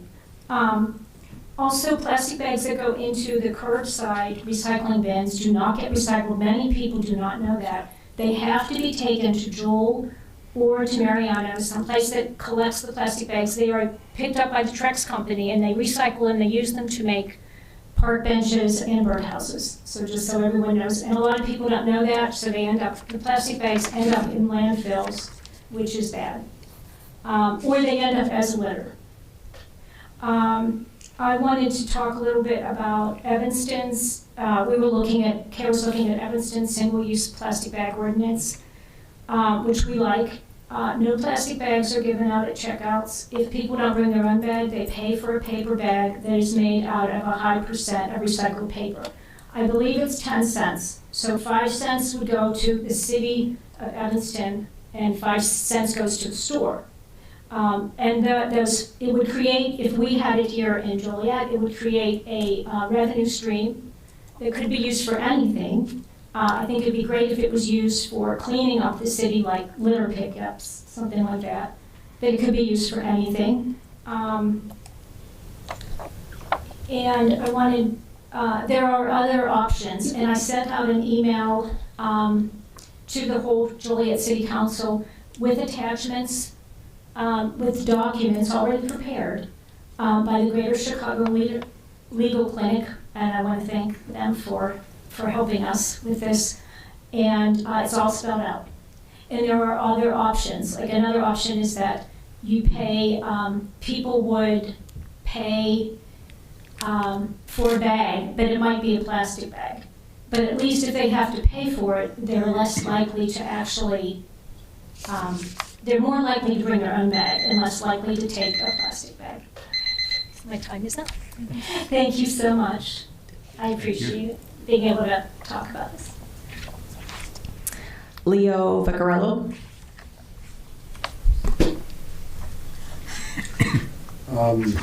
Good evening, everybody. Thank you for letting me speak tonight in front of the council. My name is Leo. I am with a company called Solar on Earth. Over the last, we basically are a community solar program. Basically speaking to you tonight, the state of Illinois has a state program called it's part of the Illinois Shines program, where we basically are able to help municipalities out with a higher percentage on their utility bills, their ComEd bills. Basically, we take credits from the solar field, we can apply it to the utility bill, and it gives a discount off of the spend. We are not a supplier, we are not, we can do that on top of that. We have talked to Kevin's department, as well as Milton in there. We've done this with a lot of communities already around you. LaSalle has done this program, actually. Kevin's departments have talked to LaSalle about this program, and they recommended it. We've done a lot of major franchises. McDonald's nationwide has vetted us, and whenever we come into a state, they actually want us to talk to their franchise owners to help lower their ever-rising electric costs. I have left you all with proposals, and I do understand the concern with farmland and everything else that goes on with solar farms. We are not looking to build anything. This is stuff that's already built in ComEd. This will give a 20, right now for municipalities, school systems, and hospitals, we are doing a 20% discount. It looks to save this community, after talking to Kevin's people, Milton, on just the spend anywhere between $300,000 to $400,000 a year for the taxpayers, and give back to so you guys can rearrange in the budget anywhere. We've done this again for multiple communities out there. Looking for a chance in the future to come back, maybe look at and give an accurate proposal off of bills, not just a spend that we were told that you folks have done. Give an accurate proposal so the council can actually look at it with, hard numbers, not just estimated numbers off of a spend. But from what Milton in that department has said, from what he looked at, it did look like it was going to be close to about $400,000 a year back into the city. From this program. It is a program that I also want you to know you already pay into. So on your utility bills, there are charges on there that fund these programs. Being part of the Illinois Shines program and the Illinois Power Authority and everything that goes with that, these are programs that become available to the ratepayers because you are actually paying into these programs already. Again, we aren't looking to build anything anywhere. Some of these farms are over 100 miles away, and again, it does put money back into the city's budget. I just ask in the future if you do consider it, and let us come back with a proposal based off of what your bills have, or whatever procedure you folks do. I don't know if it's bid or whatever, but whatever you folks do on it. It is an incredibly beneficial program to municipalities, and we've done some pretty amazing things across the state with it. I know a lot of municipalities have been thankful for the money that they've been able to find with it, especially school systems as well. Again, thank you very much for your time. Thank you. Andrea Baumhart.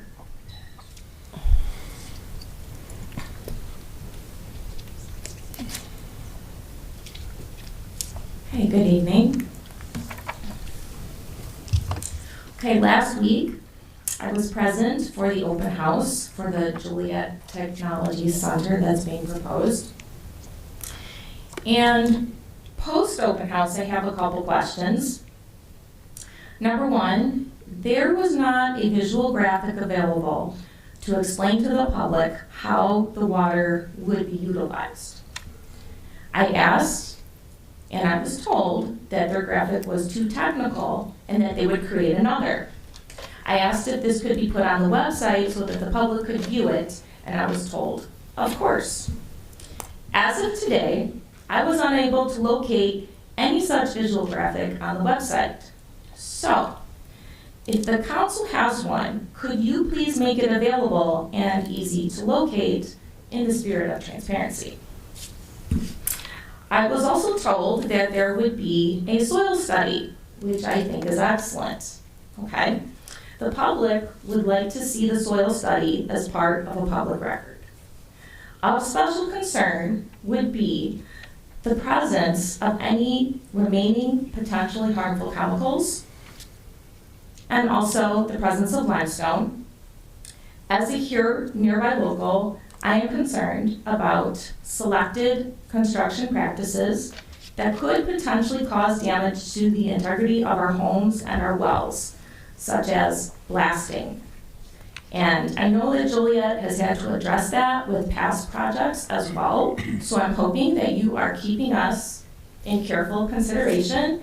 And again, Joliet Council, could you please publish safeguards to protect our communities before you rush to vote?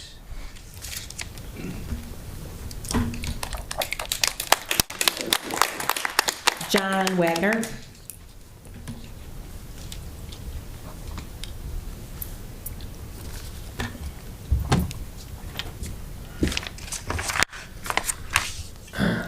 Good evening, Council. My name is John Wagner, and I'll be speaking to you tonight on the relationship between flock safety and the City of Joliet.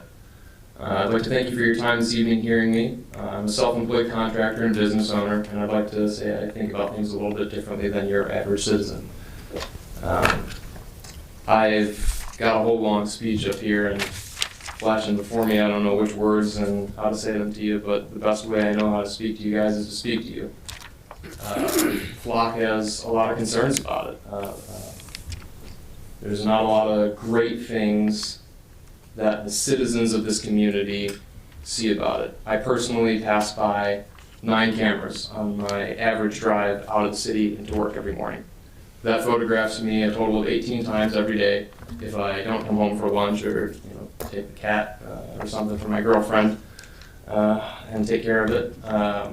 I'm a standard law-abiding citizen, and every single day my truck gets categorized based on the dings on the side of it. For what purpose, necessarily?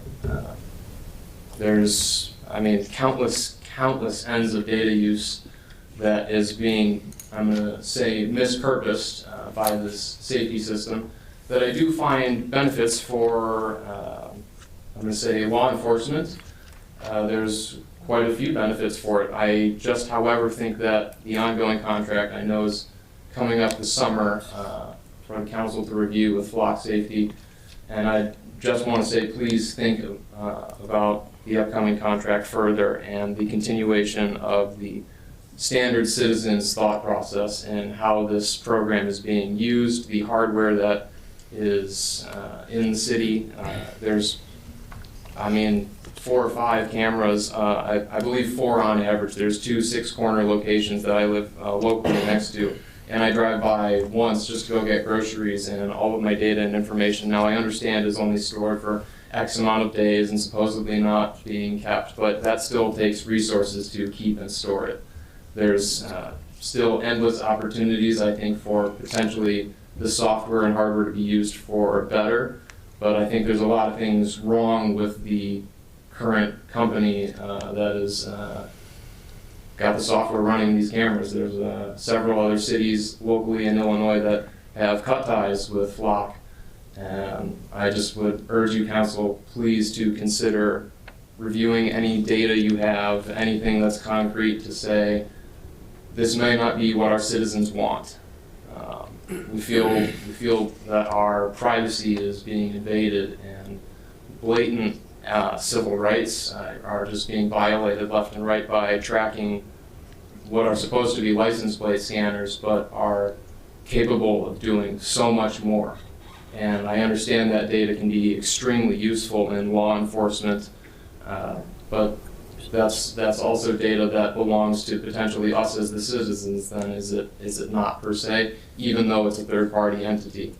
I mean, we're being tracked, we're being told where we're going, coming from, to and fro, when I'm going to say most people sitting here are law-abiding citizens, and why is our information being tracked as heavily? It just doesn't seem like the right practice per se for this exact hardware and software to be in the city at the moment. It's a wonderful city. I love being here. It's a great place to live. It really is.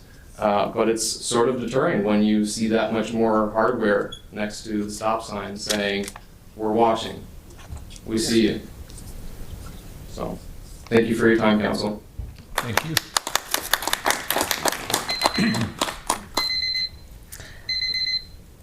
Christine Johnson.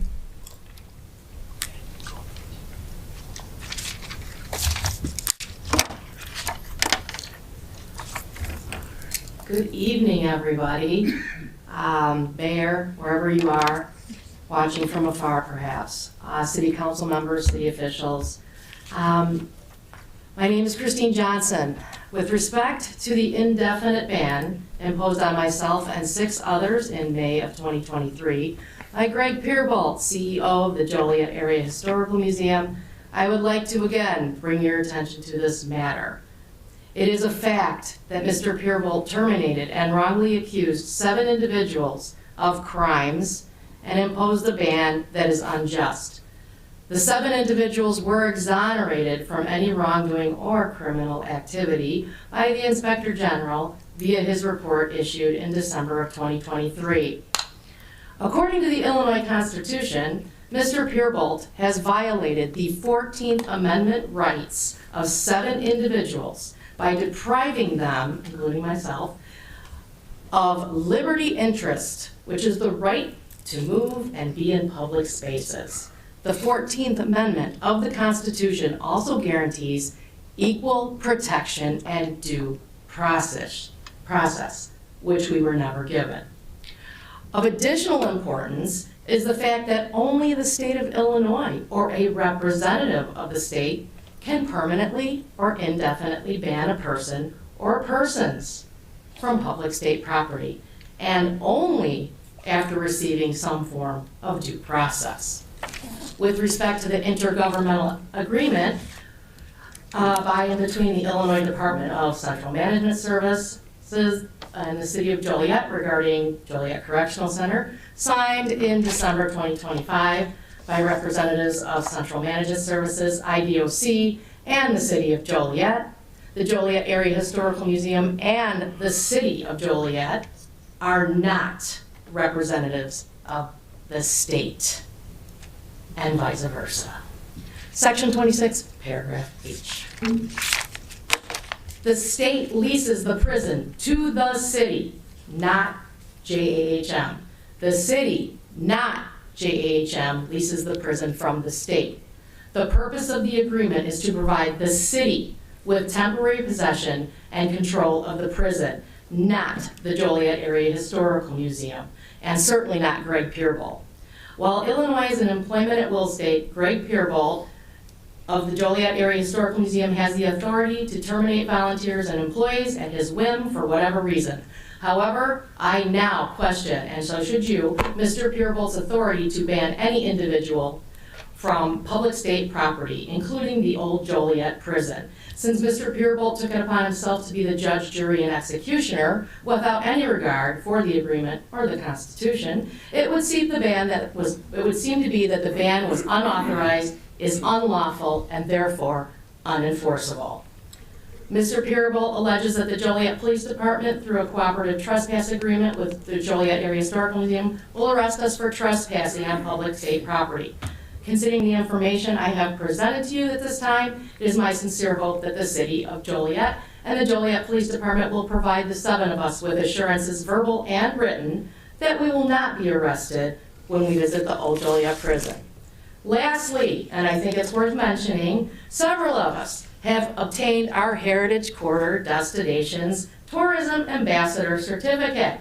They are signed by the President, Bob Navarro, and the Chairman, Greg Pierbolt. Asking for a friend, does this negate the ban? Wondering. Does anybody else think it's a little embarrassing to the Heritage Corridor, JHM, and the City of Joliet that certified tourism ambassadors are banned from sites that they are encouraged by the Heritage Corridor to visit and promote, especially during the centennial? After almost 3 years, don't you think it's time that we mend and put this all behind us, because it's never too late? See you on opening day at the Joliet prison. Thank you for your time. Abby Vollmer.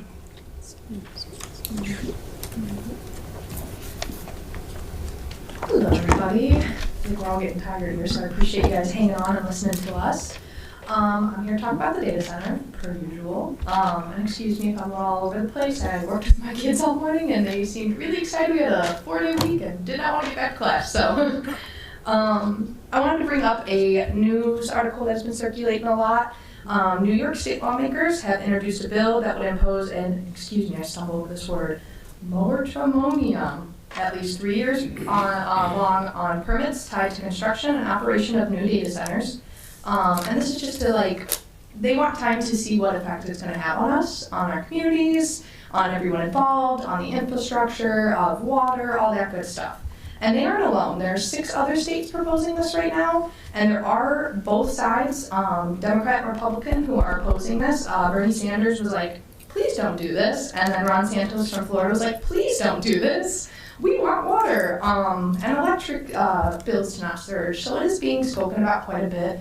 And I know obviously you guys don't have the power to be like, Illinois, no one. But we do have power here. What's that good quote? It's, think globally, assemble locally. I think it'd be a really good example to all of Illinois that Joliet cares about its people. It wants to know that it's safe for everybody, that we have electric costs that is livable for everybody. So I think it's just something to really keep in mind that other states are scared. It's not just us who comes in this room and talks to you. There are full government forces who are worried. And then I wanted to also touch on, and sorry, this is kind of all over the place. We had a really great prayer this start of this session, and I know that some of us do enjoy prayer, religion, and all that. So I found a really good verse that I think of. Keep your lives free from the love of money and be content with what you have, because God has said, never will I leave you, never will I forsake you. I think Joliet's really rich in ways that don't need more money. We're working on our centennial. We have great people getting honored with street names. We have whole groups coming in to talk about it. We have such a big, diverse group that comes in to advocate for the safety of all of Joliet with this data center. Just like everybody who I've seen in here for celebrations, for proposing things, it's such a diverse group. It's people who care. I see that you guys care. I've seen you guys fight for what you believe in is best for your people that you represent, and I admire that in all of you. I think we're rich enough without adding money into it with this data center. It's scary in the long run. I think that the deficits would hurt us more. We don't have people who want to come in and buy houses if they don't have water, or if they're paying more in their electric than anywhere else in the state. And I want to see Joliet keep growing and becoming more and more beautiful, because as I've grown up with Joliet, I've just seen what an amazing place this is. And Manhattan is also great, and they'll be affected. I went to church there my whole life, have family there. My grandparents are very well known in the community. I'm currently student teaching at Outlet, and I love it, and I love my kiddos, and they crack me up, and it's a good time. Me and my younger sibling went on a walk for about an hour and waved to everybody on the street, and we know so many people by name. And I just really love and care for these communities, and I want to see it protected. So I appreciate you guys' thoughts, and I really, really hope that you continue to keep us in mind and know that other governments are keeping their people in mind. So thank you all. Have a great night. Levon Lee.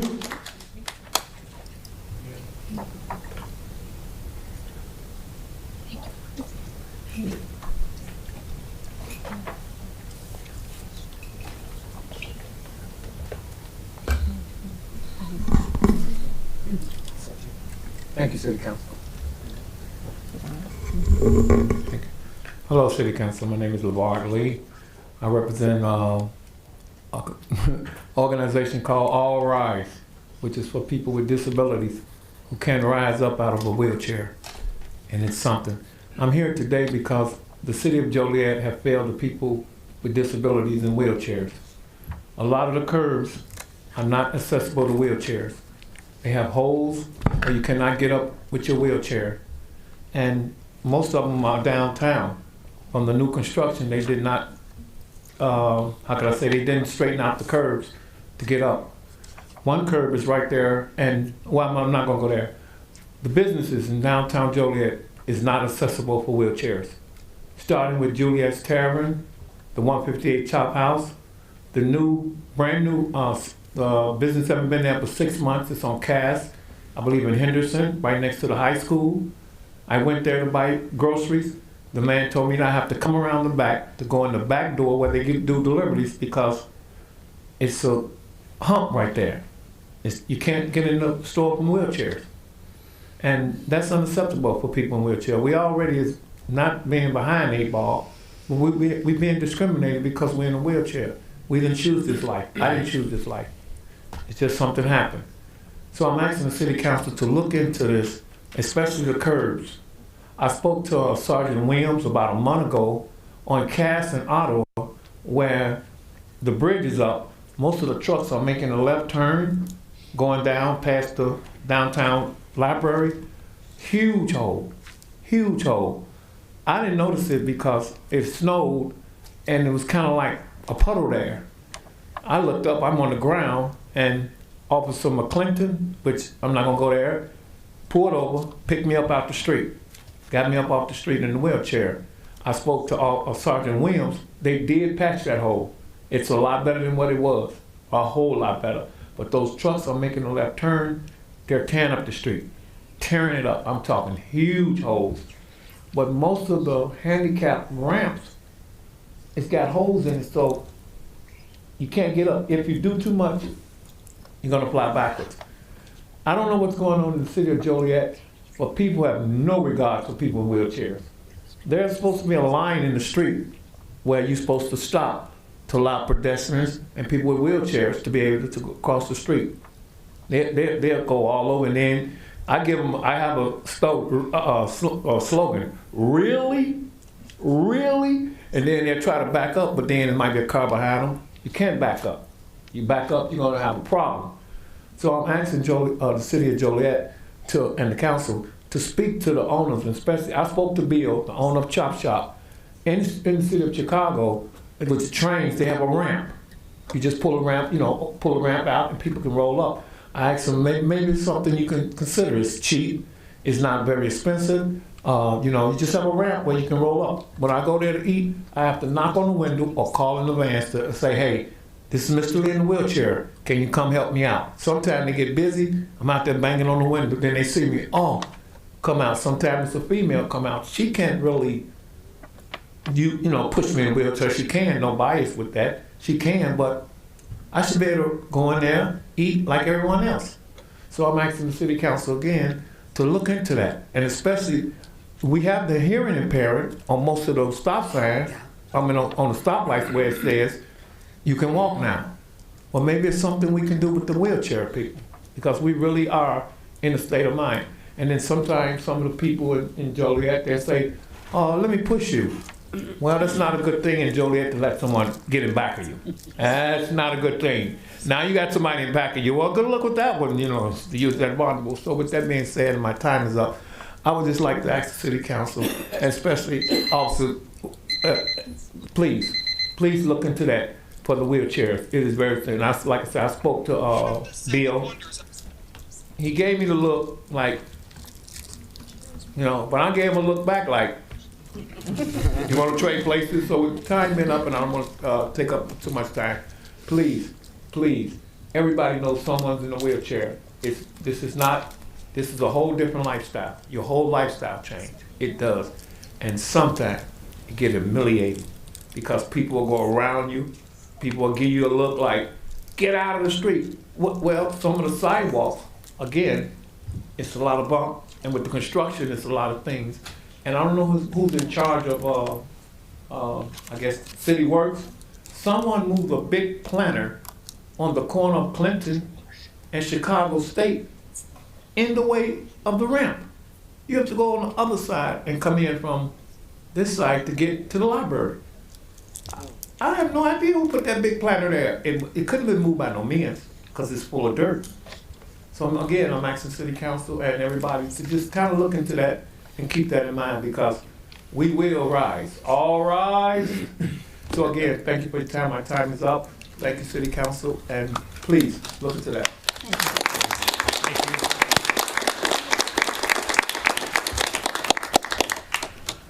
Is there anyone else who would like to address the council this evening? Please come up.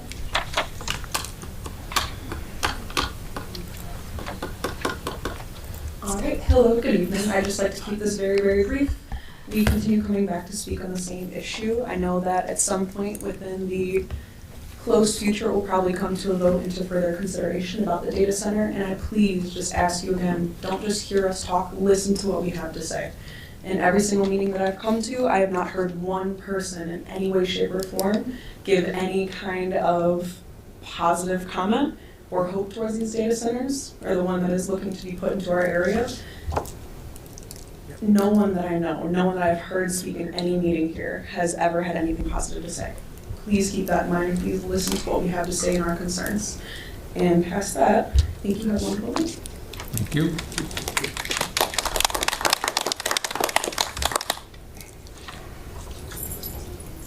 Hello everyone, happy Black History Month. I would just like to make some mentions about that. I'm a PhD student studying data science. Less than 1% of PhD students studying data science and computer science are Black women, so I'm making Black history by being in this field itself, so I want to acknowledge that. And also acknowledge the work Black women have done in computing. I would like to tell a short story about someone that I look up to a lot. So in 2018, a paper was published that was acknowledging the harms of AI. This paper acknowledged the environmental harms, the ethical harms of AI, and was written by a researcher at Google, who also happens to be a Black woman. And due to this paper that she published, that got a lot of attention, she was fired from Google. She was fired for telling the truth. And she has continued to speak the truth, continuing to do research on AI and also the ethics of AI. And I'd like to share a little quote from her to you. A lot of people who are making money are not the people who are actually in the midst of it. And that is where we are. The people who will be making money off of this data center are not the people who live in this community. Data centers do not require that large of a workforce, but it does require a large amount of resources. The state of Illinois is has one of the largest density of data centers in the country. And due to this, the electricity prices in Illinois are some of the highest in the country. Just this year, electricity prices across the nation went up 6.9%. And they are projected to go up even higher. It's projected that by 2030, 72% of this electricity demand growth will be associated with AI data centers. So it's really important to understand that these data centers, they take a lot from our communities, but they don't give a lot to our communities. I'm all for creating jobs and having economic development. I'm also very pro-AI, but I do not think having these large AI data centers that drive up electricity prices on most consumers and do not give a lot of jobs. The jobs that they have are highly particular. Most people in this city probably wouldn't be able to apply for them because they require complex degrees and a lot of experience, where they're very niche jobs. So they wouldn't really, in the long term, benefit the community. A thing that I like to do when I think about making a decision, I like to 10 it. So think about how would something be in 10 weeks, 10 months, 10 years. And when I think about what would happen if the data center were built in 10 years, there wouldn't be an increase in jobs, maybe a couple of jobs here or there. But it wouldn't radically transform the community. But the community would be radically transformed by the high cost of living. People having their electricity turned off because they can no longer afford it. People moving to different states because they can no longer afford to live in Illinois because electricity prices are just too high. So they have to pack up and leave. Instead of having a thriving community, you have increased abandoned buildings, high electricity prices, high water prices, and a town that is not very livable. It's for those reasons that I strongly oppose having a data center constructed in this town, because I think the outcome of it in 10, 15, 20 years will only cost us, and those who profit don't live here. Thank you.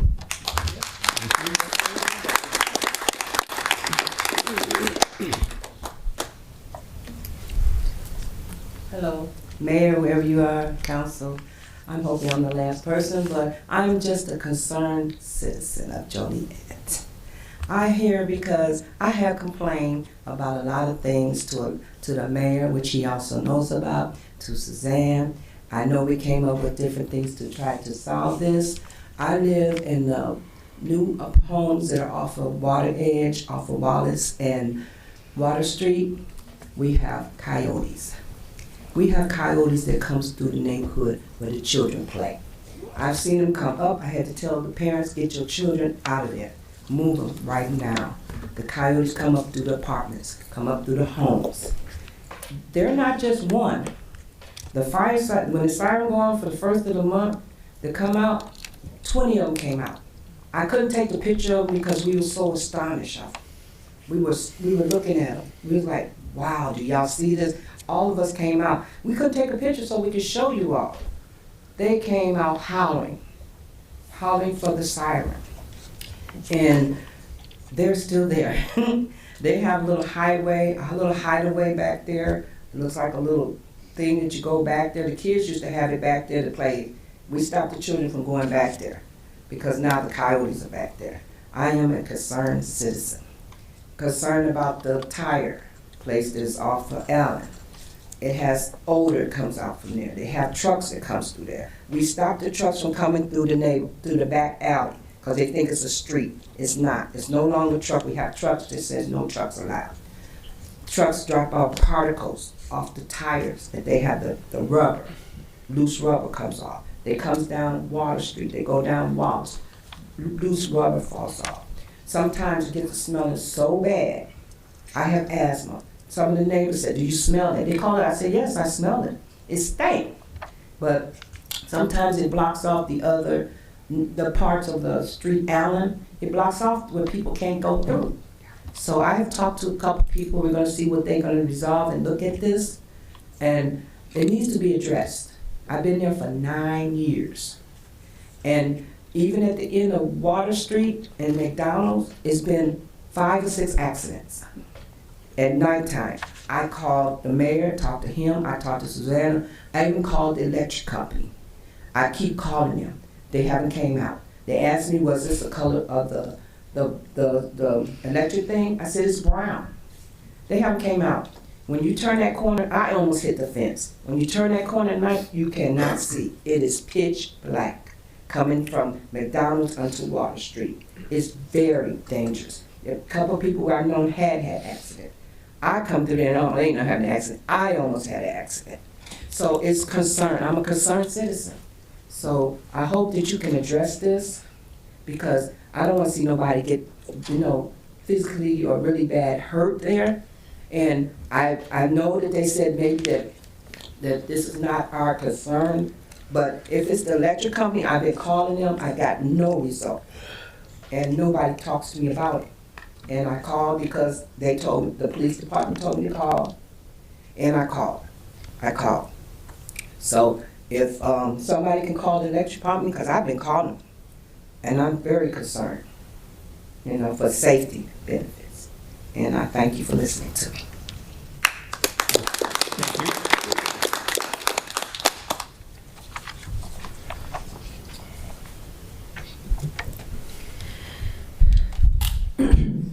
Good evening. My name is Griselda Chavez, and the following message is regarding any future data center proposals in Joliet, including, but not limited to, preliminary plan unit development of Joliet Technology Center subdivision, also known as Joliet Data Center, from Hillwood Development.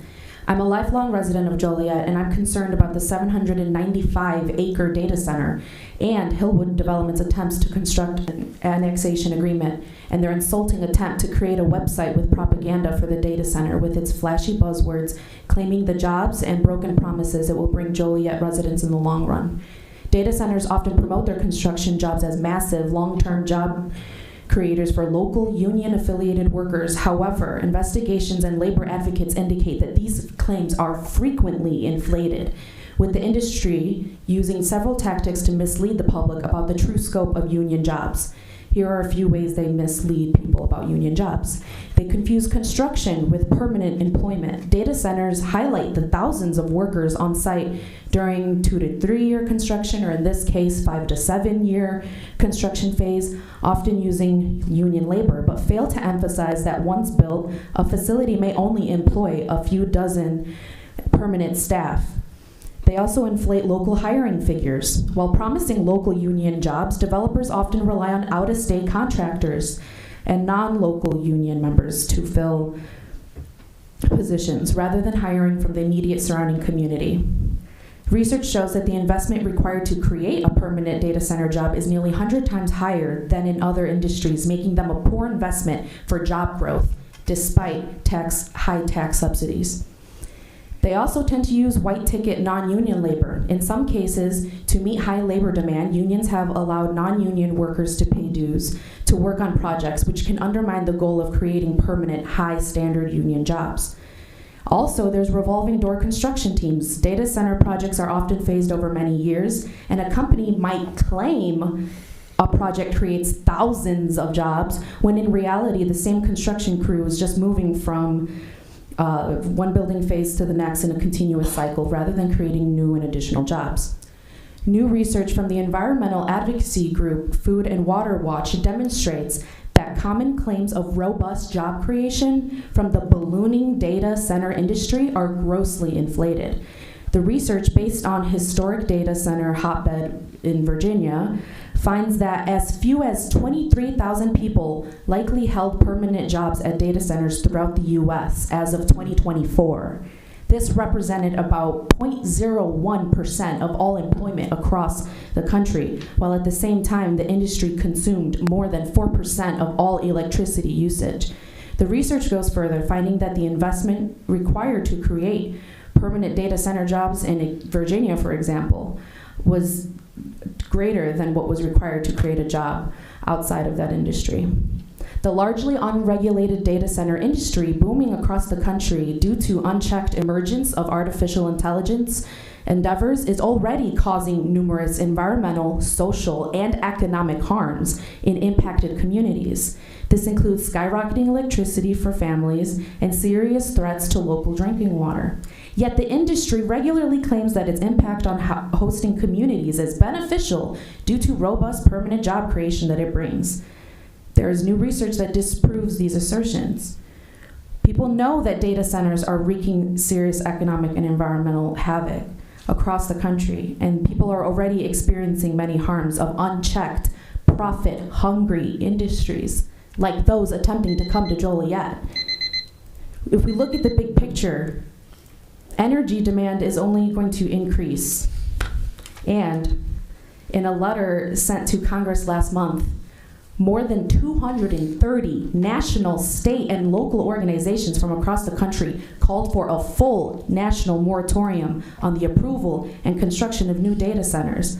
While in Naperville on January 20th, the city council voted against the development of data centers. So if this doesn't tell you anything, it shows you that this is more than just bringing jobs to a community. It's more than that, and you should please take time to research these issues and not just receive information from the same development company that will profit way more than any of you will and any of us in the city. So please question the developers the same way you question the people who are clearly concerned. Thank you. Have a good night. Thank you. Is there anyone else who would like to address the council this evening?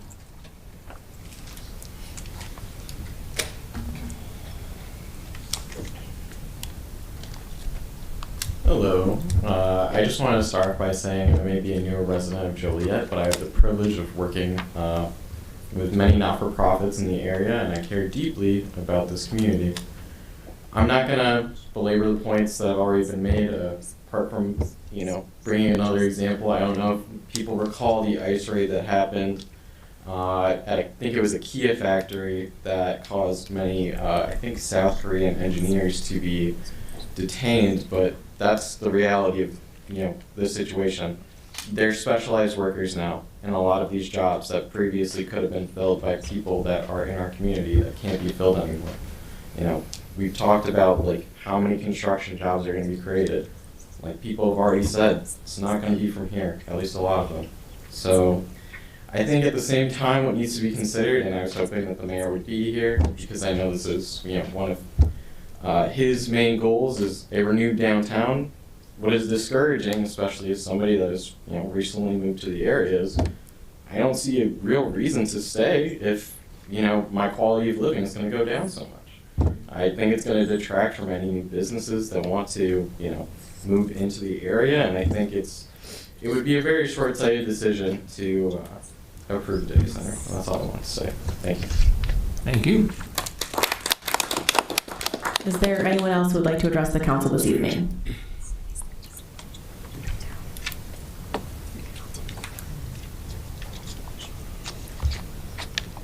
Hi everyone, did you miss me? I've been gone for some time. Anyway, good evening to you all. It feels good to be back. I've had several people, excuse me, I've had several people ask me, why aren't you going to the meetings anymore? And why aren't you speaking? We miss you. So, not that I haven't wanted to come to the meetings, but I have been busy with supporting my family down south in Iroquois County with solar farms, solar panels, solar. It's just something that is very dear to my heart, and they're overpowering my family farm, so that's where I've been fighting on that. So anyway, I've been asked to give you an update on Love's Truck Stop. So here goes. On January 7th, my husband and I attended a comprehensive meeting here at City Hall. Many things were discussed in the group that I was in. The group was led by Sean. After our group finished, I asked Sean if I was going to get my Christmas present. He told me a cul-de-sac has been discussed and plans are being addressed. So thank you, Sean, for that Christmas present, and council members, I appreciate it. On January 8th at 11 p.m., my neighbor texted me in bold letters. They flooded me. So I called her. She was fit to be tied, and I don't blame her. I would have been just as mad or even madder if it was me. Her basement was underwater. The area all around her house was underwater. We've told the city, we've told Loves about the drainage issues around there, but they didn't listen. The contractor said they'd have it fixed in 2 weeks. I told my neighbor to call Sean. I gave her his number. He got involved, and it was fixed right away. Thank you so much, Sean. On January 12th at 6:30 p.m., NICOR came knocking at our door, said we had a gas leak. So we let him fix it. It took quite a bit of time. And so we were talking to him. So I asked him, I said, you know what, why this happened? You know, why these became loose and what was the deal there? You don't want to know what he said? He said, probably because the vibrating trucks on our road. On January 22nd, I reported to Sean the garbage dumping and the huge concrete slab being dumped on an R1 property coming from a commercial property. I also reported that the silt fence needs to be inspected. It's down, the stakes are everywhere, and it's not doing any bit of good being there. I also informed him of wires being hit by a semi that came down New Lenox Road. This was not affiliated with Love's Truck Stop. It was just a normal truck driver coming down our road on a 12-ton road limit truck was coming on our road. I also mentioned to him all the mud and rocks, and he said he had got other complaints, so he would be sending someone out. Love's is doing a little bit better job. They had to get some kind of sweeper thing to come out and clean up the streets, but still every day there's mud and rocks. On February 10th, I called Dustin. about Love's using New Lenox Road as a construction site. A 23-ton excavator with no rubber pads is tearing up that road. I asked him if there was anything that could be done about it. It really has become a construction site. It's horrible. Residents should not feel like they are in a construction zone. He said he would look into it. And just this past week, Love's had shut down Oakview Avenue with no notice to the residents, so the residents had no way in or out of their homes. This is my update concerning Love's truck site. Thank you for all listening, and I hope you have a wonderful week. Thank you. Thank you. Is there anyone else who would like to address the council this evening?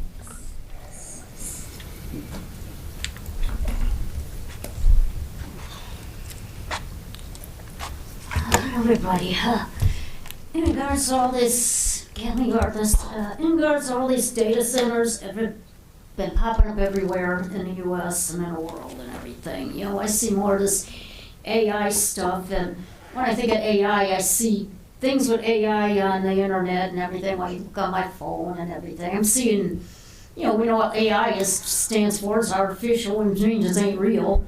Why do we want to go for things that ain't real? I get so tired of seeing videos now on the internet now where it's AI generated. You see vehicles getting in accidents and there's nothing done to it. No damage is done to the vehicles. So you gotta sit there and wonder, is that real or is that AI? You're thinking, well, why do we want this AI, which is all fake? Why do we want data centers? Google wants it and everything, and you know, I heard a response from the papers, I forget where it was, but I seen a response. These data center CEOs and that say, well, everybody sure likes their high-speed phones. Oh, so is that it? They're trying to threaten us that if they don't get their data centers, that they're going to cut off our phones? Like, ain't our phones been working good, you know, before all these data centers even started? I think our phones were working good. I mean, what do we need our phones to do? Wipe our butts for us? You know, we don't need data centers to use our phones. Our phones have been getting along without data centers. So their threat about, you know, if you don't get our data centers, we're going to do stuff and ruin your phones and your phones won't work anymore. And that's their threat they're trying to use now. But the data centers, you know, just, you know, we don't need them. We've been getting along all along without them. We don't need them. You know, and there's more than enough on the planet for them to do what they need to do. And now there's a new term, you know, about the earth and it's warming up and everything. You know, we always heard of global warming, they first termed it. Then they termed it climate change. Now here's a new term. 3 days ago on the internet saying it's now being called hot house earth. It's going to be the new term for the climate changes on the earth because the earth is burning up. And all this development and everything, not just the data centers, but all the warehouses, intermodals, all the deconstruction of trees and farm fields to build commercial and concrete buildings and asphalt roads and everything. They're heating our planet up and we can't keep going on like this. The planet's burning up and Earth this morning speaking back, you know, over the last 3 years being hottest on record. We got the polar caps are melting at record pace. You know, why do you guys want to keep going this way?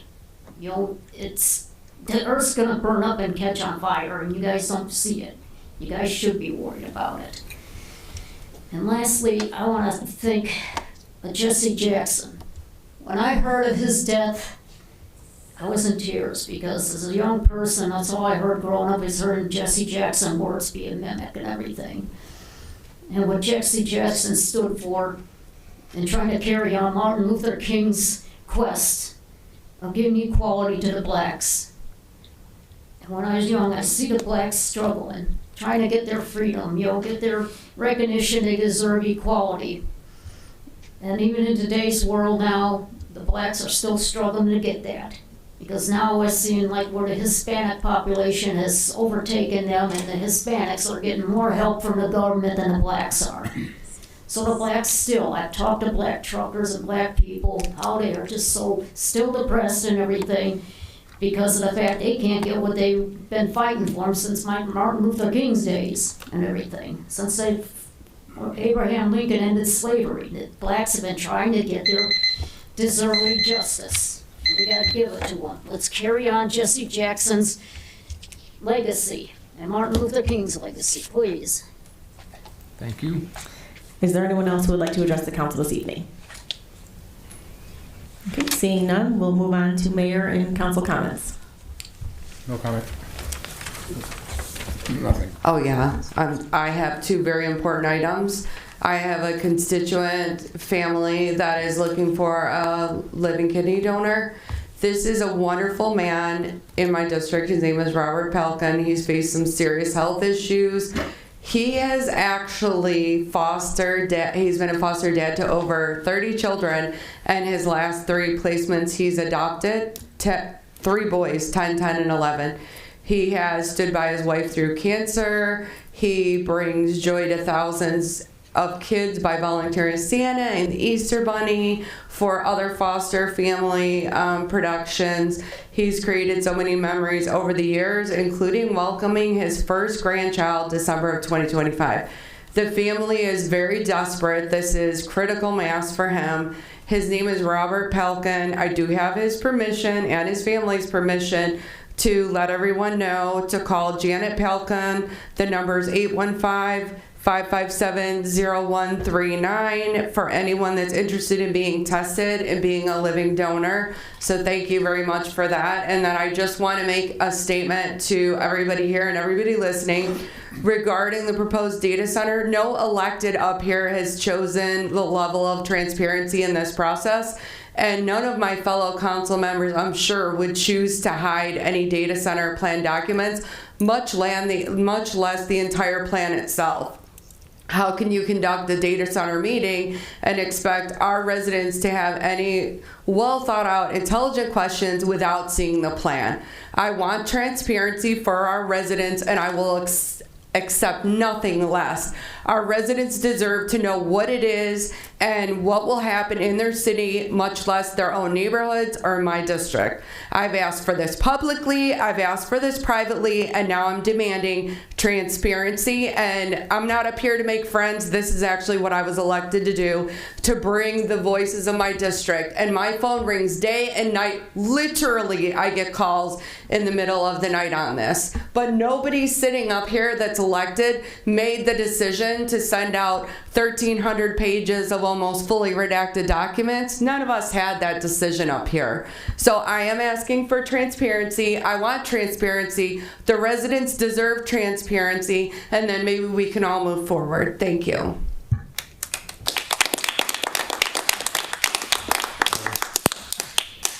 Earlier this month, I'd like to congratulate Joliet Catholic Academy ladies who won the state dance class 1A championship. Congratulations, ladies. They should get a proclamation.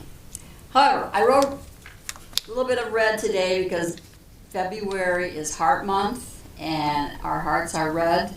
And I just want to put out there that Silver Cross Hospital is now giving a heart scan again for $49. It takes about 20 minutes.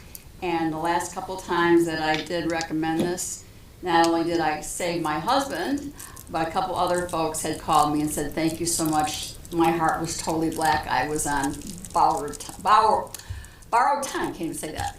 So I encourage you, if you haven't had a heart scan, because you can't always see what's going on in there, and it's a very simple process. You call up the hospital, make an appointment. You don't need a doctor's order. You go on a little bed, and there's a big x-ray thing, and you slide it in, and your face is out. You're not, if you're claustrophobic, you're not inside of it. And it's 15 minutes, and you're in and out, and then they'll give it to they'll read it, and then they'll give you proceedings to your doctor. So I highly recommend it. It's it'll be the best $49 you've ever spent. So that's all I have to say today. Just be well and stay safe. I just want to bring up the Rialto Square Theater. We're over the holidays, we kind of forget what's going on in town, but they are still having great programming there always. So right now, Friday, they're going to be having Aaron Lewis, and Saturday, they're going to have ABBA Mania, or ABBA, how do you say that? ABBA Mania? But I think it's they have so many great programs coming up. So all you have to do is go on their website. They still do the reels, which is the great old films, but it's on the big screen, and it's so great to go there and just popcorn, and it's very inexpensive. But look at the other program they have coming up. I've been looking at it myself. They have some magicians and other great performances. So don't forget about our jewel in Joliet. So that's it. I have a question for you about that. Can you go up there and buy a ticket at the box office? Because I've had some complaints. People want to go online or go down there to get. You have to go everything through Ticketmaster. No, you can go. So that's what they were told. So no, you can't. Okay, just want. I originally purchased one by just walking up to the window. Just want to make it clear. Yeah. I think they open at 12, I think, or 11, something like that. Around 11 or 12, but we can make sure to get that information up so people know when they're open. Okay, is there a motion to adjourn? So moved. Second. Okay, all in favor? Aye. Meeting adjourned.